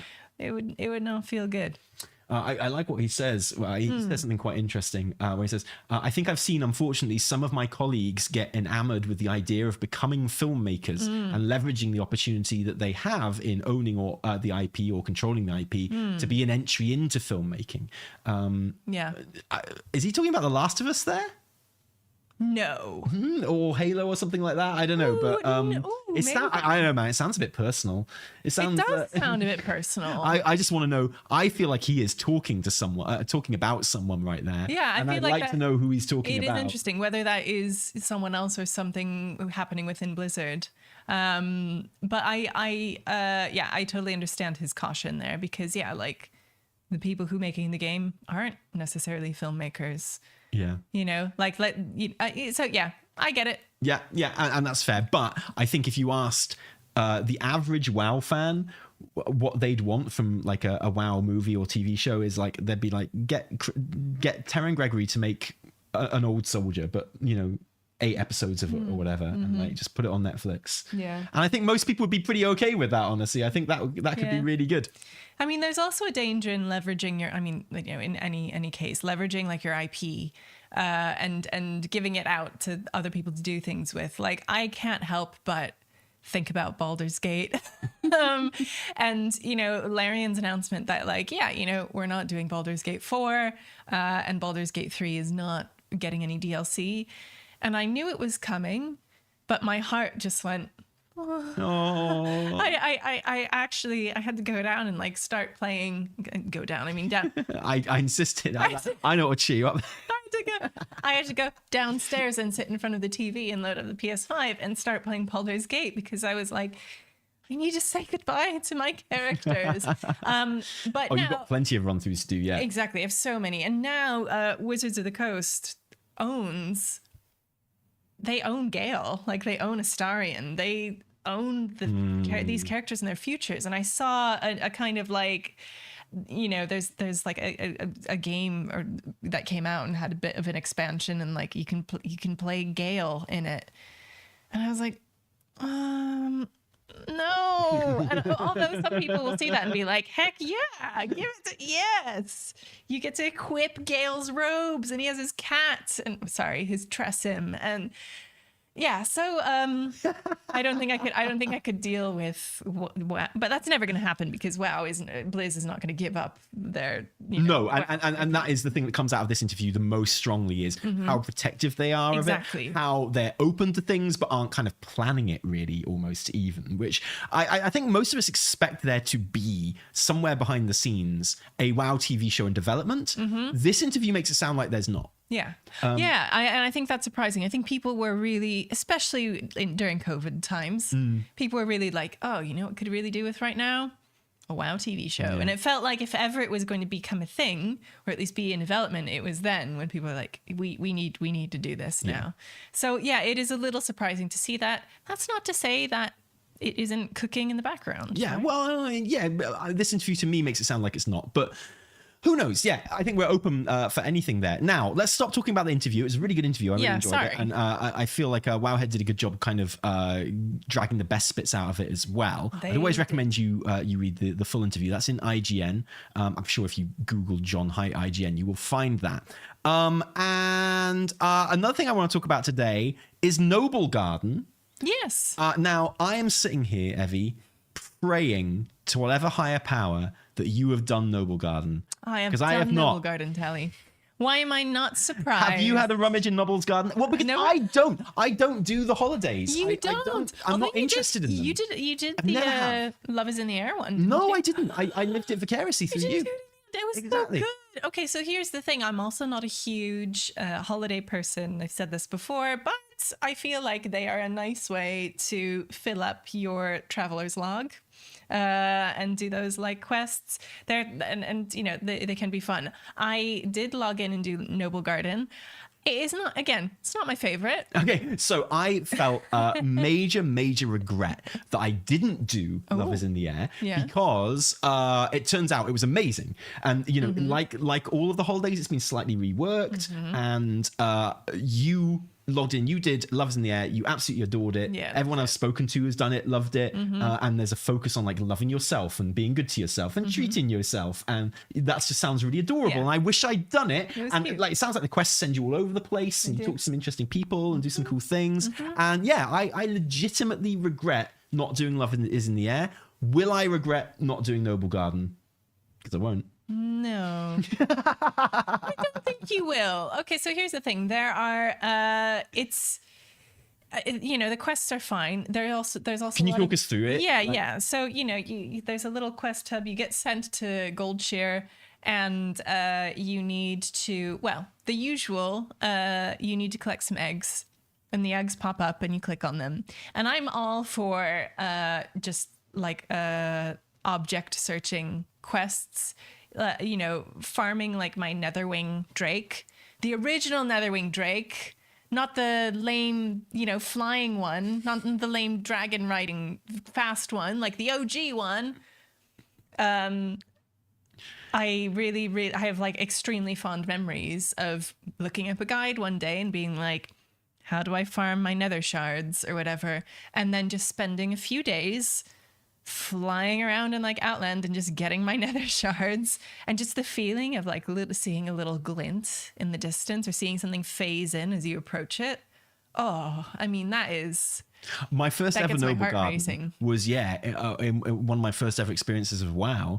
My first Blood Elf character that I created, probably, you know, maybe 3 weeks into my WoW career. Blood Elf Paladin, and running around Silvermoon and seeing the eggs kind of pop up and stuff. Yeah, I remember it being kind of magical, actually. Well, so I say this as someone who loves stuff like that. Noble Garden doesn't do that for me, because the eggs just spawn like in the same place around the so inn. you just stand and you just still, run around and do your little, anyway, fine. You farm your eggs, cool. You get your chocolate pieces, cool. You turn in your quest. You can then buy other things with the bits of, with your chocolate eggs that you get from the eggs. Fine. You are, I mean, you're really selling us to me, Evie. No, It's I'm getting to the good stuff. Oh, okay. I'm getting to the good stuff. So that there's that element. Then there's a quest line which sends you out to figure out, and I believe this is new, to figure out what is going on with the ducks. So there are ducks. That does sound like it's going to be new, yeah. So there are ducks everywhere, and they're angered ducks, like they're angry ducks walking around. Yeah, they're literally say that they are angry. So you have to, and I'm telling you this as much for your Tally's benefit as yours. Yeah. You have to disperse them with a horn at first. Ducks can't stand my horn. I know, exactly. And then you have to go talk to someone in the wizard sanctum and be like, give me the duck speaking potion of duck speech or whatever, right? That sounds cool, actually. Yeah. And then you go and you talk to some ducks, and the ducks are like, oh, Draven or whatever. Are you? They give you clues. You learn about effectively a druid who is posing as a duck. Wait, druid duck form confirmed? Well, you know, he's posing as a duck, and you have to. So here's the thing: I did the quest. Yeah, sorry, there will be spoilers here if you haven't done Noble Garden. If I did this all backwards, because then they were like, go disguise yourself as a duck. Lots of fun. Find out about this druid and retrieve like my artifact from his nest or whatever. So I did that, or I disguised myself, and then a marker came up on my map that was like giant duck nest. So I was like, oh, cool. I went there. There were about 50 people standing around the nest, and I was like, cool. There's nothing here, but there are lots of people. A baddie spawned. I killed him. I did not receive a flying carpet, alas. Although apparently they buffed the drop rate for that. And then I went and I tried to turn my quest in, and it was backwards, and it was like, I had to go find him. I found a duck who turned into him, and then I could turn the quest in. Anyway, I did it all backwards for some reason. It is very possible to do it all backwards. But the gist of it is there are ducks, you kill a guy, you get some cool rewards. Like I have a toy that turns me into a duck. Amazing. And there are different appearances of duck that you can turn into, right? However, so you get a toy, which is an egg. You click on the egg and you can choose a duck appearance based on, what you have, based on like what you got from the quest. And it's like this big. It's a tiny duck. Okay. You're like the smallest duck in the world. Because ducks aren't big to begin with, right? No. Like it's not even a pet-sized duck. It is like I would say a rat-sized Like duck. a critter-sized It's duck. a critter-sized duck. Oh, that is disappointing. It's fine because you zoom around and you're a little duck, and you get to choose the color of your duck. However, you can there are like 6 different duck colors. Yeah. And you can only get one per Noble Garden event. So apparently, it will take you 6 years to collect all of the duck appearances. Yeah, this has been confirmed by Blizzard. It will indeed take you 6 years to get all of these, not immediately recognizably different duck appearances for your There's a mallard, tiny, there's a black tiny duck. So your teeny tiny duck that is basically naked to the naked. Obviously it's naked, but it's basically invisible to the naked eye. Yeah. And it in is terms not, of differences. It's not account wide. It is just What? It's personal loot. So What? like you can't do it on multiple characters to get the different. Are you fucking Tom titting me right now? Excuse me. Are you? I don't know what that means, but Cockney rhyming slam, mate. Tom don't tit know. shit. oh, I thought it was something else. But That's insane. apparently that's where things are at with that. Okay, yeah. the 6 years thing is one thing, but look, that's the thing that's offended me. The fact that it's personal loot. That's insane. Apparently. That it's not, but so it's not a toy?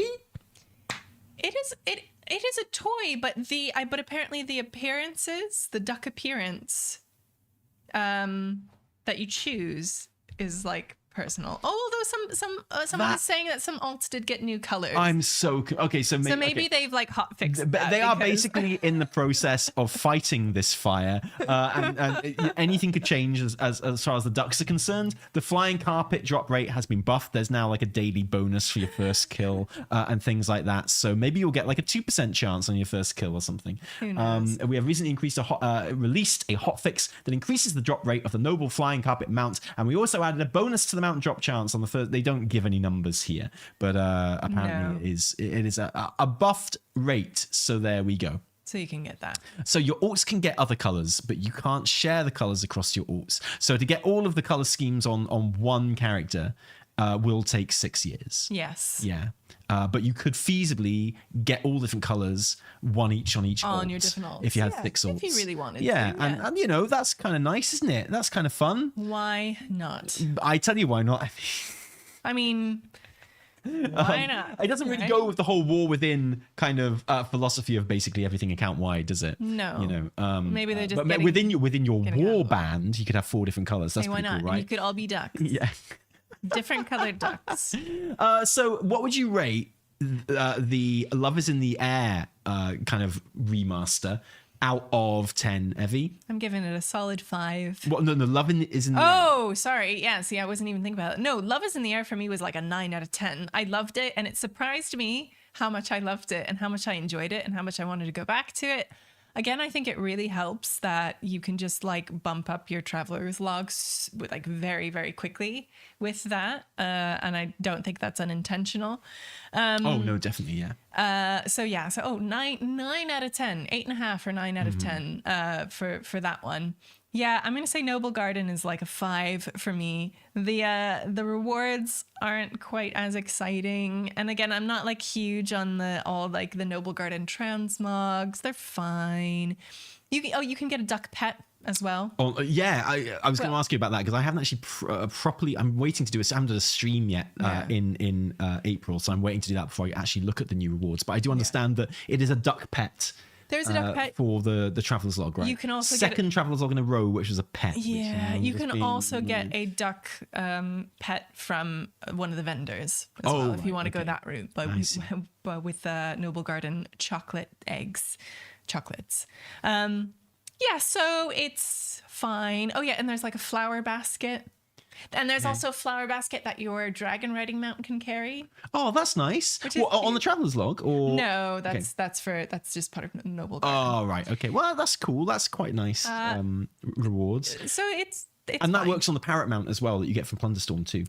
Yes. Yeah. And that event only goes on for another 4 days. So if you want it, get it now. I don't think I will. No. Yeah, it's okay. I mean, it's fine. I just don't think I will. I do don't have legitimately missing. I do regret missing Love in the Air, and I look forward to doing it next year. But no, these changes to Noble Garden don't entice me any more than Noble Garden did before. To be perfectly honest, with you. No shade. I'm speaking in the context of being someone who doesn't really do holiday stuff. So, it just doesn't interest me. I'd always rather do a Mythic Plus in that time, honestly, or It's so funny because literally while I was playing, I was like, maybe I should do some keys instead. It's like the last thing I ever think of doing. Yeah, no, it's fair enough, really, honestly. Yeah, totally.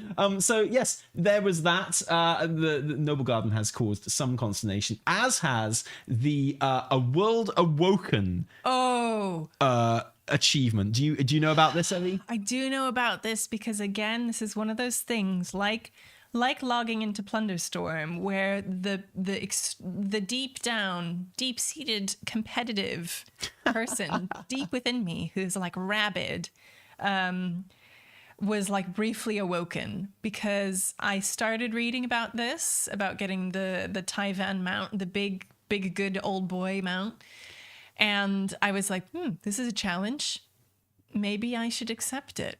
So this is basically the Dragonflight meta achievement that is available in the Awakened season. I still always call it the Fated season. I've called it the Fated season in the title to this podcast. That's fine. That's just how I think of it. Yeah, I feel like everyone knows what you're talking about if you say Fated, but it's not. You're Awakened. That's what it is. That's what it's all about. And with this season, as well as all the new Mythic Plus dungeons and gearing and the raids and whatnot, you've got this grand meta achievement, a World Awoken, 100 points, Evie. 100 XP points. It is not to mention all of the points you'll get for doing it.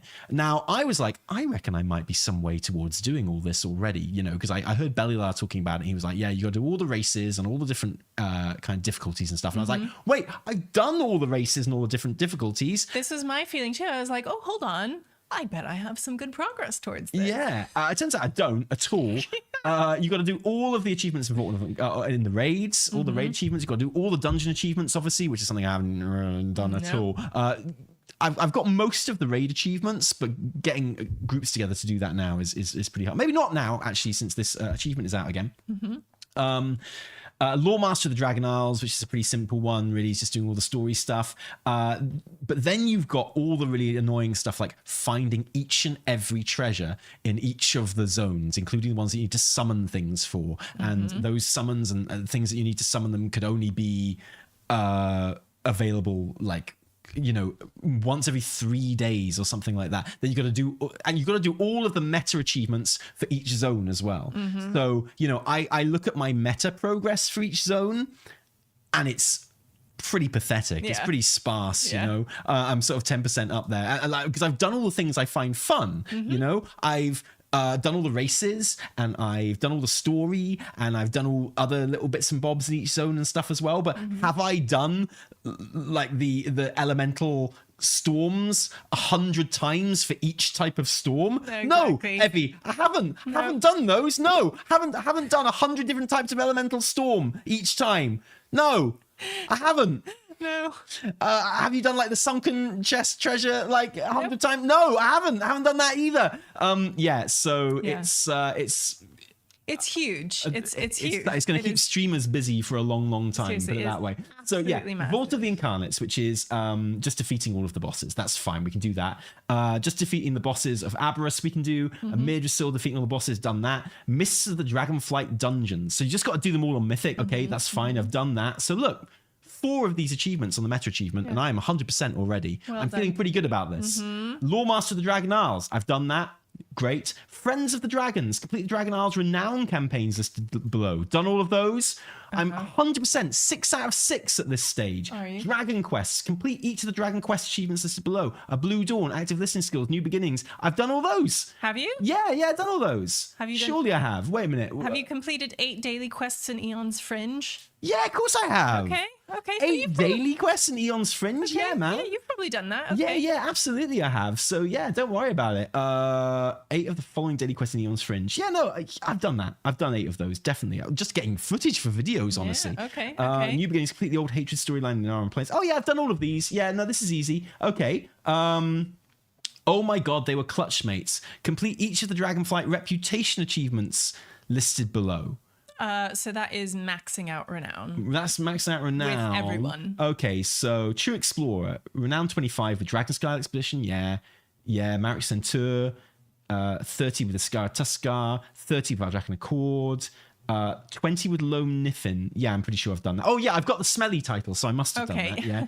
Warden of the Dream, I've done that. Legend of the Multiverse. Yeah, I've done that with Soridormi. Yeah. Loyalty to the Prince. Maxed out Rathian? No, I haven't maxed out Rathian. No, I didn't think you have. I maxed out Sibelian, but I did not max out Rathian. Okay, so hey man, I've got to go back and do Rathian. Okay, That's fine. Reach esteemed reputation with the Artisans Consortium. Oh, With who? Yeah. Oh, okay, I'm gonna need some orders, guys. Send your staff orders my way. I will. Here. I am. And apparently Me. they reset the Eon's Fringe one. It's not retroactive. So you have to do them all over again. Wait, who has said this? The chat is saying that. That's surely an April Fool's joke. No. Why would they do that? Why would they? Why would they reset it? I don't know. I have. Oh, it was a new achievement added. Yeah. That's the most insane thing ever. Why would you do that? Because a million people are just going to look at it and go, yeah, I've done that. No one wants to go back and do those. Oh my God. Okay, maximum power. Reach maximum reputation with the Cobalt Assembly. Yeah, have you done that? No, I have not done that. Of course you have. I'm not going to lie to you, Evie. I'm not sure how to track. I don't know how to track my progress on that either. Oh, yeah. Like, there's like a person you talk to somewhere around the Cobalt Assembly. You're supposed to talk to, and I talked to them once at the very beginning of the expansion, and I was like, okay, well, I won't be doing this, and that's great. It's fantastic that I can do that, but now I have to go back and do that. No, that sucks. Winterpelt, reach 100 with the Winterpelt language. Okay, I was totally gonna. I need you to understand, Evie. I was totally gonna do that. I was, in 10.0. I was absolutely, or 10.1 or whatever I hit. I was gonna do. I had every intention of doing that, just like my taxes and my passport and my driving test, and it didn't quite happen. So yeah, okay, but okay. A couple of bearable things there. I can cope with those. I can do that. Yeah. Okay. Dragon Isles Pathfinder. I've done that. I've got my Pathfinder. That's great. do. Across the Isles. Aid the Dragon Isles by completing the achievements below. This one looks a bit complicated. Yes. So what are we looking at here? Wake Me Up. Aid the Dragon Scale Expedition and the Waking Shores by completing the achievements left below. So so you need to do loads of like cataloging, quests, photographing. But that's just like the amount that you do, right? Is it? 100 shots taken during world quests, 10 rock climbing quests. Oh, I've done 10 rock climbing quests, stuff like that. If that's the kind of level we're talking, placing the I've probably done that. flags, killing rares. Do I have the bestowed Ahuna spotter? Maybe. Okay, aid the Marek Centaur by completing the achievements below. Okay, so this is where it starts getting like really bitty and specific, and just like defeat the Sundered Flame Leader Captain Raykal during either of the Researchers Under Fire events. I probably haven't done that, let's be real. Complete the quest Fusion Camp. I've probably done that. Dream Shaper. I've probably done that. Okay, still not like, okay, this is complete the Storm achievements listed below. Yeah, we've got to kill all the different types of Storm from the events. Defeat 8 special creatures during Storm events and Dragon. Okay, that's the one that's going to stop me getting I feel like people are this doing storms a lot right now. Yes, and they have increased the amount of storms that are happening as well. Okay, so Across the Isles is the big one for me. That's the one that's going to stop me so far. You know how to reach me. Okay, all the Forbidden Reach achievements listed below. Yeah, I haven't done any of those. Nope. No. No, I really enjoyed the Forbidden Reach. I thought it was brilliant, and I leveled like so many, or I geared so many alts there in 10.1 or 10.07. Oh, do you remember the ring? I had a great time. Like, Didn't enjoy the ring after my main, but no. I enjoyed getting all the gear and stuff, and that was fantastic. But yeah, I don't want to touch that one. Likewise, the Zaralek meta.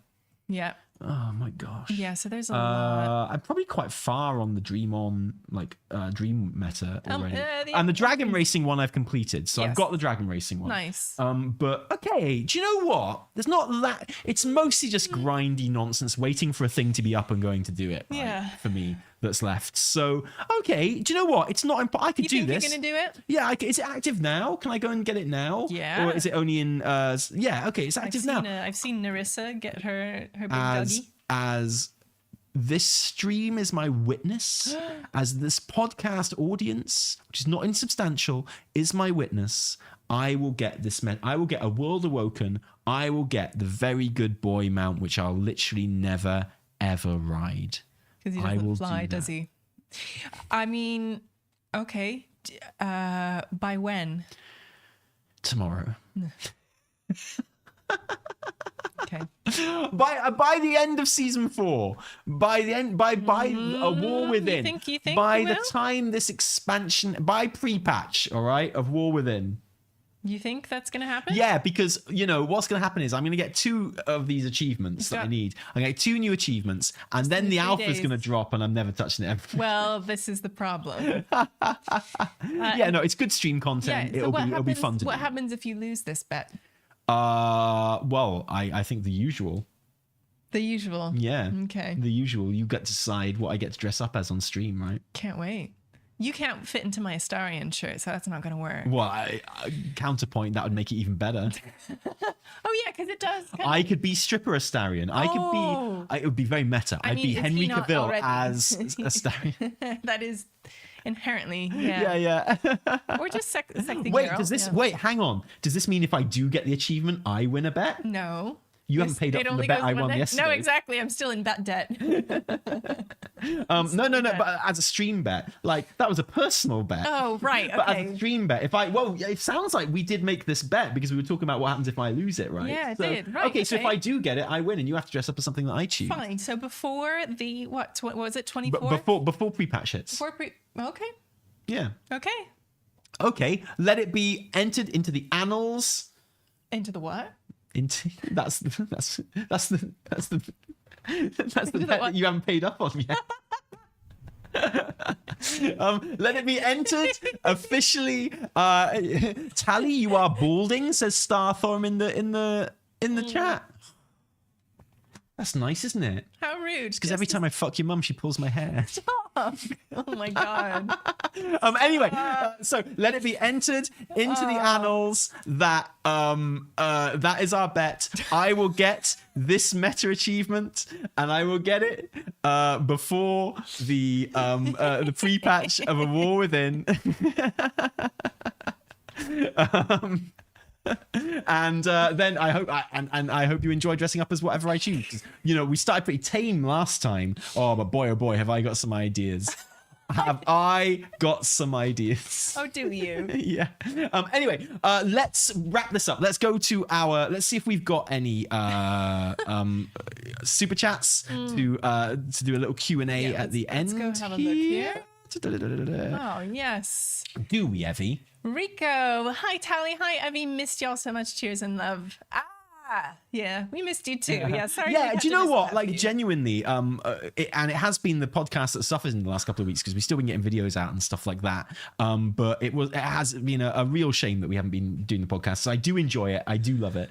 Yeah, it is nice to be back, especially having Rico here as well. Yeah, I'm so sorry. I haven't yet recovered from someone saying that you look like Wolverine Bongle. Wolverine's the one that everyone hates. The horrible one. I don't want to look like Wolverine. I want to look like the cool Barkus. guy. You're much more of a Barkus. You're a Barkus. I am a Barkus, right? Yeah, a Barkus root. Barkus Root Groot, that's me. Barkus the one Root. the major nice character in one. Baldur's Gate that we accidentally killed without even Instantly. talking to him in Baldur's Gate 3 because I pressed the wrong lever. Yeah. I pressed what I thought was the right lever in the windmill. I pressed the wrong one. It launched him across the sky and he died. But yeah, like in subsequent playthroughs I've become good mates with that guy. He's like my favorite guy to He's have my around. dude. I He's my love bro. hero. Absolutely love him. I'm so sad that we yeeted him out of our first place. Yeah. Anyway, sorry, I saw that. I could not address that. And then another cheer from Rico. Thanks so much, Rico. It's amazing to have you. And here we go. Question from Rico. What do you think about raid difficulty fate in the War Within? Heroic now feels a bit easy, yet Mythic restricted to 20 people, which is a problem sometimes. I wish that Heroic in the War Within will be more challenging. Yeah. So, I do have some strong feelings about this, actually. I think that there is a lot to be said for the lessons that we can learn from Season 3. And the lessons that we can learn from Dragonflight Season 3 is that actually people like WoW a lot when it's essentially kind of easy, right? Sure. Like Season 3, I think, will go down as one of the best Mythic Plus seasons in the game, or one of the best seasons in the game, really recognizably modern seasons, because it was a really, really good raid and a really good dungeon pool. And I know a lot of people pushed themselves further in Mythic Plus this season than they ever have done before, myself included. Like I've got a higher rating this season. I have done it before. I didn't really push myself to do that. I just really enjoyed the game, and I was playing it, and it kind of happened like naturally. And I think there's a definite lesson to be learned there. And the reason I think that's good for Mythic Plus is because you can make Mythic Plus as hard as you want it to be. Like, I think it's good that Mythic Plus at a basic level is easier, because you can always get it to the level that is as hard as you want it to be, right? So because it's like never ending Mythic Plus, right? It's like I find no harm in lowering the general skill ceiling of Mythic Plus, because you can always reach a higher level. Now that's not the case for raid, right? You know, you've got different difficulties of raid. You've got LFR, you've got normal, you've got heroic, and mythic. And mythic is as hard as raiding gets in WoW. So I'm all for keeping that hard, keeping it so that, you know, you have to think about what classes you take. You have to think about your composition. You have to think and you have to do a lot outside of raiding to make that happen. I think that's something that's integral to WoW. I think at the highest level of play, it's important that WoW keeps that. I'm in favor of it having the best gear in the game, even if only by 3 item levels, which is the case now. It's a nice feeling. I'm down with that. I think that's really, really good.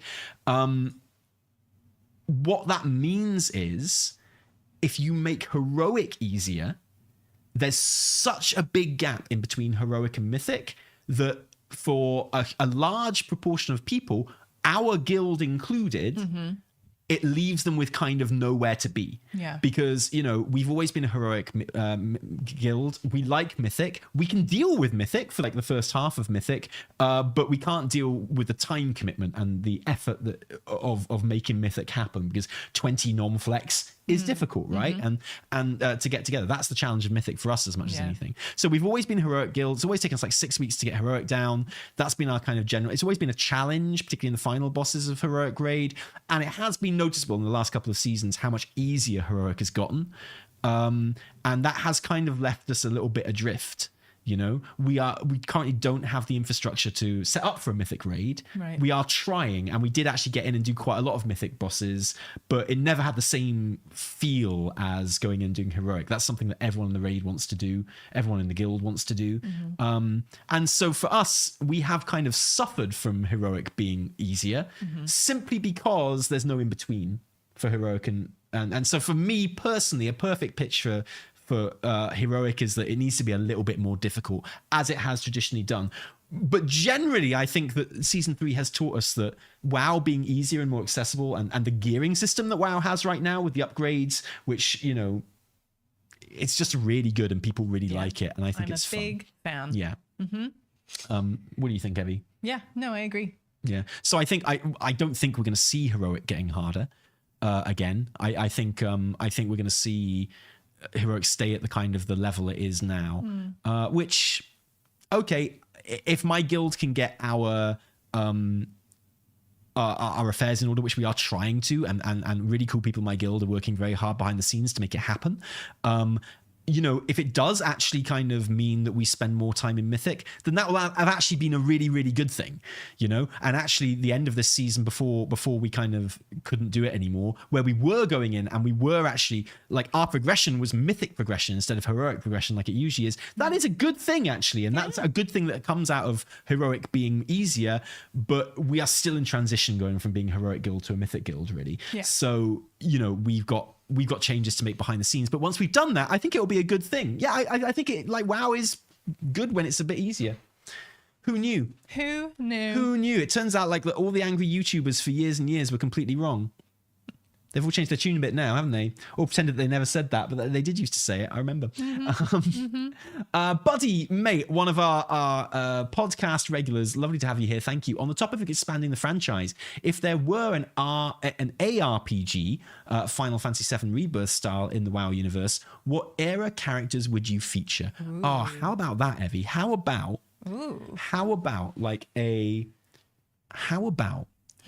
Warcraft 3? Right. But done in the style of Final Fantasy VII Rebirth. I mean, that's kind of the one that would have to be the one, right? Yeah. You know. Or and so you are taking, because you take control of hero characters in Warcraft 3 anyway to play through the missions, right? So how about you play it as an over-the-shoulder third-person ARPG? Cool. And you play it in that style. Yeah, I think that's a great idea, honestly. And I think that would actually be a really good way of revisiting those old games, rather than just reproducing Warcraft 3 with better graphics, which no one really wants or needs. Yeah. Exactly. Play through the stories from a different style, in a different way, and having having a Final Fantasy VII Rebirth thing going through the first Warcraft games, I think could be genuinely super fun. I'd never even really thought about it, but I actually think that'd be great. I think it would be good. And the thing is, loads of people have played Warcraft 3. I have not. Like, I didn't originally play it. I know loads of people have tons of nostalgia for it. And so my knowledge of the story is just secondhand. And so I'm like, it's cool, but I wish I'd kind of experienced it. That would be an amazing way to share that. Probably a better way of experiencing just the story of those games as well. Yeah, right? And maybe even a better way than a Netflix series, but like having an ARPG of the Warcraft 3 story, playing through it. Yeah. Okay, I think we found the solution. And then the idea is you avoid the pitfalls of something like Warcraft 3 Remastered, because you're not just remastering a game. You're essentially, like Final Fantasy VII Rebirth is, you're essentially making a new game. Yeah. But it's like based on this game. Exactly. It's a different way of experiencing it. Because like Final Fantasy VII Rebirth is not like Final Fantasy VII. Yeah. It's got the same story and the same characters and the same lines and stuff, but it's a completely different game. It's like and I think that'd be a reimagining of that. Yeah, let's find a different way to play the story of Warcraft 3. Is actually a really exciting prospect to me. I think that's fantastic. Yeah, great idea, buddy. Maybe I'll make a video on that. That sounds really cool, actually. I love that idea. I think I can make a big video of that, which makes the big bucks. I think you could. Then I will give Buddy no credit. In fact, I've taken his money to steal his idea. You QRZ. QRZ, just saying, if they made a WoW show in the style of the BFA cinematics, I would watch the shit out of that show. Is it just me, or have people watched those cinematics like 20 times over the years? So many times. You don't have to guess. You can go to YouTube and watch that. Go to their viewing numbers of those Saurfang cinematics, and like tens of millions of views, right? So there is an appetite for that kind of thing. People want to see it. I agree. Absolutely. Rico says, oh, by the way, excuse me, but YouTube subs and emotes when? BG3 or any new Twitch emotes when? And most of all, new Patreon never-ending Q&A when? Hey, good point. We haven't done a never-ending Q&A. Really good point. Should we say next week? Yeah. Definitely. Okay. We one thing we have been doing is we've been keeping to our Patreon promise of bringing out a weekly reset every week, except on Easter weekend. Yeah. And obviously there'll be one this week, which I'm really glad that I have that commitment of getting a weekly reset every week. Yeah, it feels really good to be doing that. It's hard. And another thing we started doing is for our sponsored videos, we're putting up an unsponsored version of that on Patreon as well. So if you're a patron, you can watch our videos without sponsors or ads, which I think is really nice. Like maybe before the actual sponsored version drops. There's no reason why that shouldn't be the case while we're waiting for it to be approved or whatever. So if you did want to watch our videos without any sponsors or ads on them, then I don't know why. It's the only time we see Evie half the time these days. Right? Then Patreon would be a good way of doing that. You can get all Patreon benefits for just $1. It's true. You can give more if you want, and luckily many people do, because Yeah. otherwise these lights wouldn't be on right now. So that's true. nice. It's true. And yeah, but the Patreon Q&A is something we should definitely get on. Yeah, so I agree. yeah, maybe next week we can do one. New Twitch emotes can definitely get the ball rolling on those. YouTube subs and emotes when we never really kind of decided whether we wanted to do this or not. I mean, write in the comments if you'd be interested in that. yeah, let us know. We don't want to fragment you guys too much. Yeah, you know, exactly. And literally the only benefit from a YouTube sub would be emotes. Yeah. And if you're into that kind of thing, you are. But Let us know in the comments below. If you're watching on YouTube. Grey Shades, Tally in an Alex Strasser get up, please. Whoa, and okay, thanks, one of our celebrity viewers of this podcast, which I always appreciate. I mean, are you sure you're ready for the smoke show that would be me and Alex Strasser get up? That'd be something else. I'm trying to wrap my head around it. Maybe that's what's so appealing about it. It would be so confusing to me, but so good. Okay. Much like when you were Vi in yes, in that get up. That did things to me that I was not expecting. Lily Irons, some very generous cheers and stuff here, guys, as well. Thank you. Plunder is really not for me. I want 10.2.7 now. I want to see Xalatath, my bae. I missed her so much. For TV shows, we need a group of a group of a Demon Hunter, Warlock, DK, and what's an SWP? SWP? What's an SWP? What's an SWP? Help me out, chat. What have I missed here? But yeah, definitely need a Death Knight in your TV show group. Yes. Warlock would be a good one. You need a hunter though. Yeah, can you imagine not having a hunter? A Shadow Priest, of course. The class I play. Of course. Of course. Okay. That does make sense, right? Shadow Word. I would have got it if you just put SP. I'd have got it like weirdly. Oh, I mean, you need a healer. You need a where's the healer in that setup?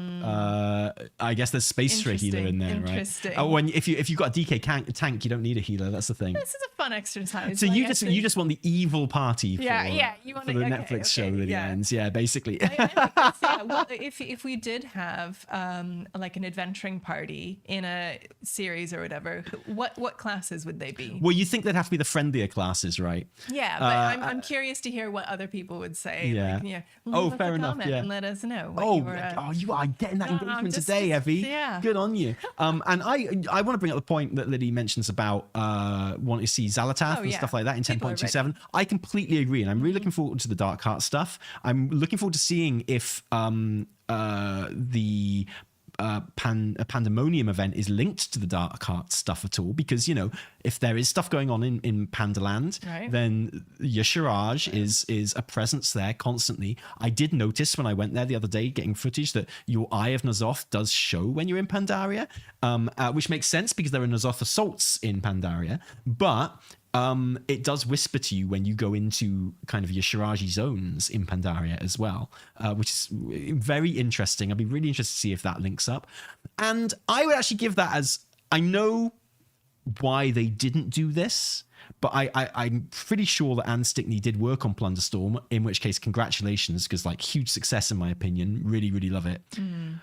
I still would love it if there were lore books to read. In Plunderstorm? Around the Arathi Highlands in Plunderstorm. I would love it so much. And when do you read those? Before you die? I would literally choose not to be collecting plunder so I could be going reading those books. Oh, I like the challenge. And there would be 6 of them maybe to read or something that would just give you, like around Exile's Reach, Forbidden Reach and stuff, that just give you some little kind of foreshadowing, some little hints at what's to come and stuff like that. I think it's such a great way of just doing foreshadowing. I think it's something WoW has done really, really well in the last couple of expansions, and particularly in Dragonflight. And I would just love to have seen that in Plunderstorm. I know why it's not in there. I understand completely why. It's not a criticism as much as just something that I would really, really like. And I would prefer them in the actual game than in the lobby. I know it would be a shit show. I know people would go... the lobby, I don't do it. No, I don't want them in the lobby. I know people would go... I know the exact arguments that would happen against it happening, and I don't disagree with them, but I personally would love it. So yeah, I don't know. Maybe we'll see what Pandemonium's all about. But you know, next one, Revan. Cheers, Revan. Hey guys, have either of you read the Scaleborn book? Yeah, I'm of course I halfway have. through, and it's really good. Of course I have, because I'm a professional WoW YouTuber who talks about lore. So of course I've read the Scaleborn book. Naturally. One of us has read the Scaleborn book, right? I'm assuming one of us has. No, we haven't. No, we haven't. But it's on the list. Yeah, I'm so sorry. Honestly, Look, we've just been really, really busy been right busy. now. I've loaded it up on the And, Kindle. you know, there's some. Also, I've heard really good things about it. I've heard it's actually like Exactly. really, really Yeah. good. So, So and I want to I'm read down. it so I can actually go and watch the novel video about it as well. That'd be pretty nice. Oh, of course. Yeah. Yes. So yeah, exactly. Discordian Kitty's read it, and she technically is, you know, She's in the team. works with us. Yeah. So I mean, one of our team has read it. So yeah, what are you even complaining about? No, I do need to read. I'm actually Same. genuinely looking forward to read. There are some WoW books that I don't look forward to reading. I got to be honest. I always enjoy them when I do. Yeah. But that is not War of the Scaleborn. I'm actually genuinely looking forward to reading that. And I'll tell you why I haven't read it actually. And this is not Why even not? this is not even a lie. Is because I stupidly, and I do this every time because I'm an idiot. I pre-ordered the hardback from Amazon. Oh, yeah. Why would you literally just get it on Kindle, dude? Yeah. Yeah. Well, no, because I want it in hardback. Of course And you do. it never ever It always gets pushed comes. back, yeah, Like it I always do gets this with pushed back. every WoW novel, and I think this is why I fall behind on WoW novels is because every single time they appear on Amazon, and that's how we learn about them, right? and we're like, oh. And I pre-order them on Amazon. I pre-order the hardback copy, and it just never comes for like a year Yeah. after the release date You're or right, whatever. we haven't gotten- No, we haven't you're right. either. That's why I haven't. That's literally why I haven't read it. Okay, I'll buy it. I'll buy it for a little trip we're going on soon. And Sounds yeah. good. Okay, Let's cool. do that. But yeah, I do want to read it. It sounds really good. And I'll need to read it in the big Dragonflight analysis that I want to do at the end of Oh, Dragonflight as yes. well. So Dragonflight postmortem. yeah, literal like 2-hour video, I think. Nice. So it'd be good. Love it. Also, how your demolishing shenanigans end if they are? I presume we're talking about building work here. Oh, yeah. Give us an update on the kitchen and other stuff. Oh, the kitchen okay, is- so the kitchen is basically at the moment a concrete shell, as you'd expect, with kind of chasing, which our builders have carved out of the concrete in the walls, or they carved it out of the plastering. That's one part of our kitchen. They've carved it out of the plastering, and they've carved it out of the concrete in the died in my floor, face. and for pipes to go through, and for wiring to go through, and because we're getting a lot of new wiring done, we're literally moving the kitchen from one side of the house to the other, so we've got to put all new pipes and stuff in like that. And that's basically been the gist of it so far. The electrician turned off the electricity yesterday, which is why I couldn't stream in the end. Yeah. And we discovered a new switch up on the ceiling, which we kind of seen before but never really Literally. taken. And no one knows what Tucked away. no one knows what the wiring is in this switch or why it's there. All we know is when you turn it off, there are 4 plug sockets randomly placed in the house that don't work. Yeah.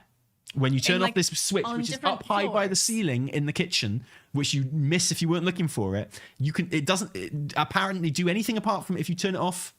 Like turns it off literally on. 4 plug sockets go off in the house. That don't work. In random locations. No And one knows what it is. no No one one knows wants to why. no one wants to ask too many questions. Everyone's just like, let's not And the let's not electricians touch were that. like, I have no idea. They're just like, we don't know. Like someone's done a botched job of that in like 1942 or something like Exactly. that, and yeah, and basically. no one's gonna touch it. So anyway, that's what it is. Yeah. So that's the update on our building work. It's gonna have a few weeks to go yet, but we're almost back to we're almost on the stage where we're doing fun stuff like putting in flooring and stuff like that. So hopefully soon. I look forward to. What is fun is I love going down every day and like walking through the space once the builders have left. And just seeing how everything works and where they've put everything and why they've put everything there and stuff like that. So yeah, it's super fun. I'm enjoying it. I'm enjoying it. I'm very much looking forward to having our lives back to normal. Baldur's Gate 3 puzzle in your kitchen. Yeah. Yeah. Basically. And they're all really nice guys. Oh, they're really good lads. Like they called me down the other day to chat, and I was like, oh, another problem with the plumbing. Oh, well, they want to talk to me about now. They just want to talk about Dragon's Dogma 2. They know that I make videos on YouTube, and they were like, "Hey, have you played Dragon's Dogma 2?" I was like, "Well, I haven't. Tell me about it." And we had a good talk about it. It was fun, yeah. So it's been really good. But thank you for joining us, everyone, on Before the we wrap podcast up, today. Sorry, one more thing before we wrap up, because Sure. I've got it here, and I really, really, really, really want to say thank you to Thunders, who sent us a gift in the mail. I hope you don't mind that we're saying thank you on stream, because this is like so sweet, and this is going to enable me to play all kinds of cool shiz on my phone. It got to us. Thank you, Thunders. It's Yeah, well, we were just talking about how now you can play Baldur's Gate 3 on the PlayStation, but in our bedroom, Just which is in like the bed. dream, right? So I love the move from like sitting at a PC to sitting on a sofa to like literally just being in bed, like literally just like in bed. Yeah. Now Tally can buy his Steam Deck and feel okay about it. Yeah, totally. But guys, thank you for joining us today. cheers so It's been really nice to be back in the podcasting saddle. If you watched this show live, thank you. Thank you to everyone who gave us super chats to answer at the end there. We got loads. It was really lovely. Thank you to everyone who subbed on Twitch while this was happening, because we saw every single one of them come through. It's much appreciated. Thank you. And I'll try and do a proper stream again, maybe this afternoon, maybe tomorrow. And we can have a proper like stream sit-in on Twitch. And can you give an update on the Penryn statue during your stream, please? Yes, absolutely. The sub goal was reached. So we will be having a vote at the end of the month for my Baldur's Gate 3 tattoo, which I will be getting. I'm a 41-year-old male, and I will be getting a Baldur's Gate 3 tattoo. My last tattoo was at the age of 30, and I swore that'd be my last one because I'm too old for this shit now. Hey, what was your last tattoo? My last tattoo was my last tattoo was one that you designed. It's a Kraken attacking a ship on my inside bicep. A Kraken attack. A Kraken attack. True. So yeah, thank you to everyone for giving me a new tattoo by meeting the sub goal that when we were playing Baldur's Gate 3, and thank you to everyone who hit the bonus sub goal, which was you will be voting to choose the tattoo at the end of the month on Twitch. We'll give you plenty of forewarning as to when that stream is going to be. And because we hit the bonus sub goal, one of those options that you can vote for will be the naked Penryn statue from our run. It'll be like a line drawing of it.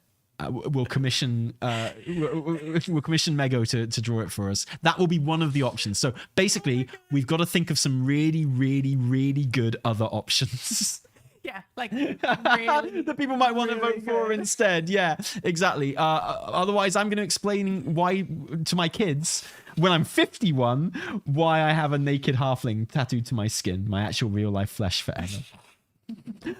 So yeah, that's just bard life, mate. That's bard life. That's what it is. I think if I get that one, I'll get it on my arm.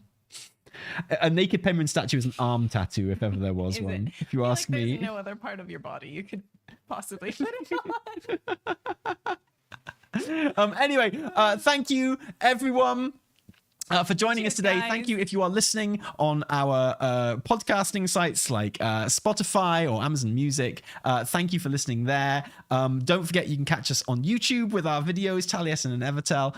You can catch us on our second channel for stream highlight videos, Taliesin and Evitel's second channel. You can catch us on Twitch live streaming and Instagram. Don't forget the Instagram. Yes, the gram. How could is you? gramming. We're on Instagram and TikTok and all the others as well. So we'll see you there. From me, Taliesin. Me, Evitel. Until next time, cheerio.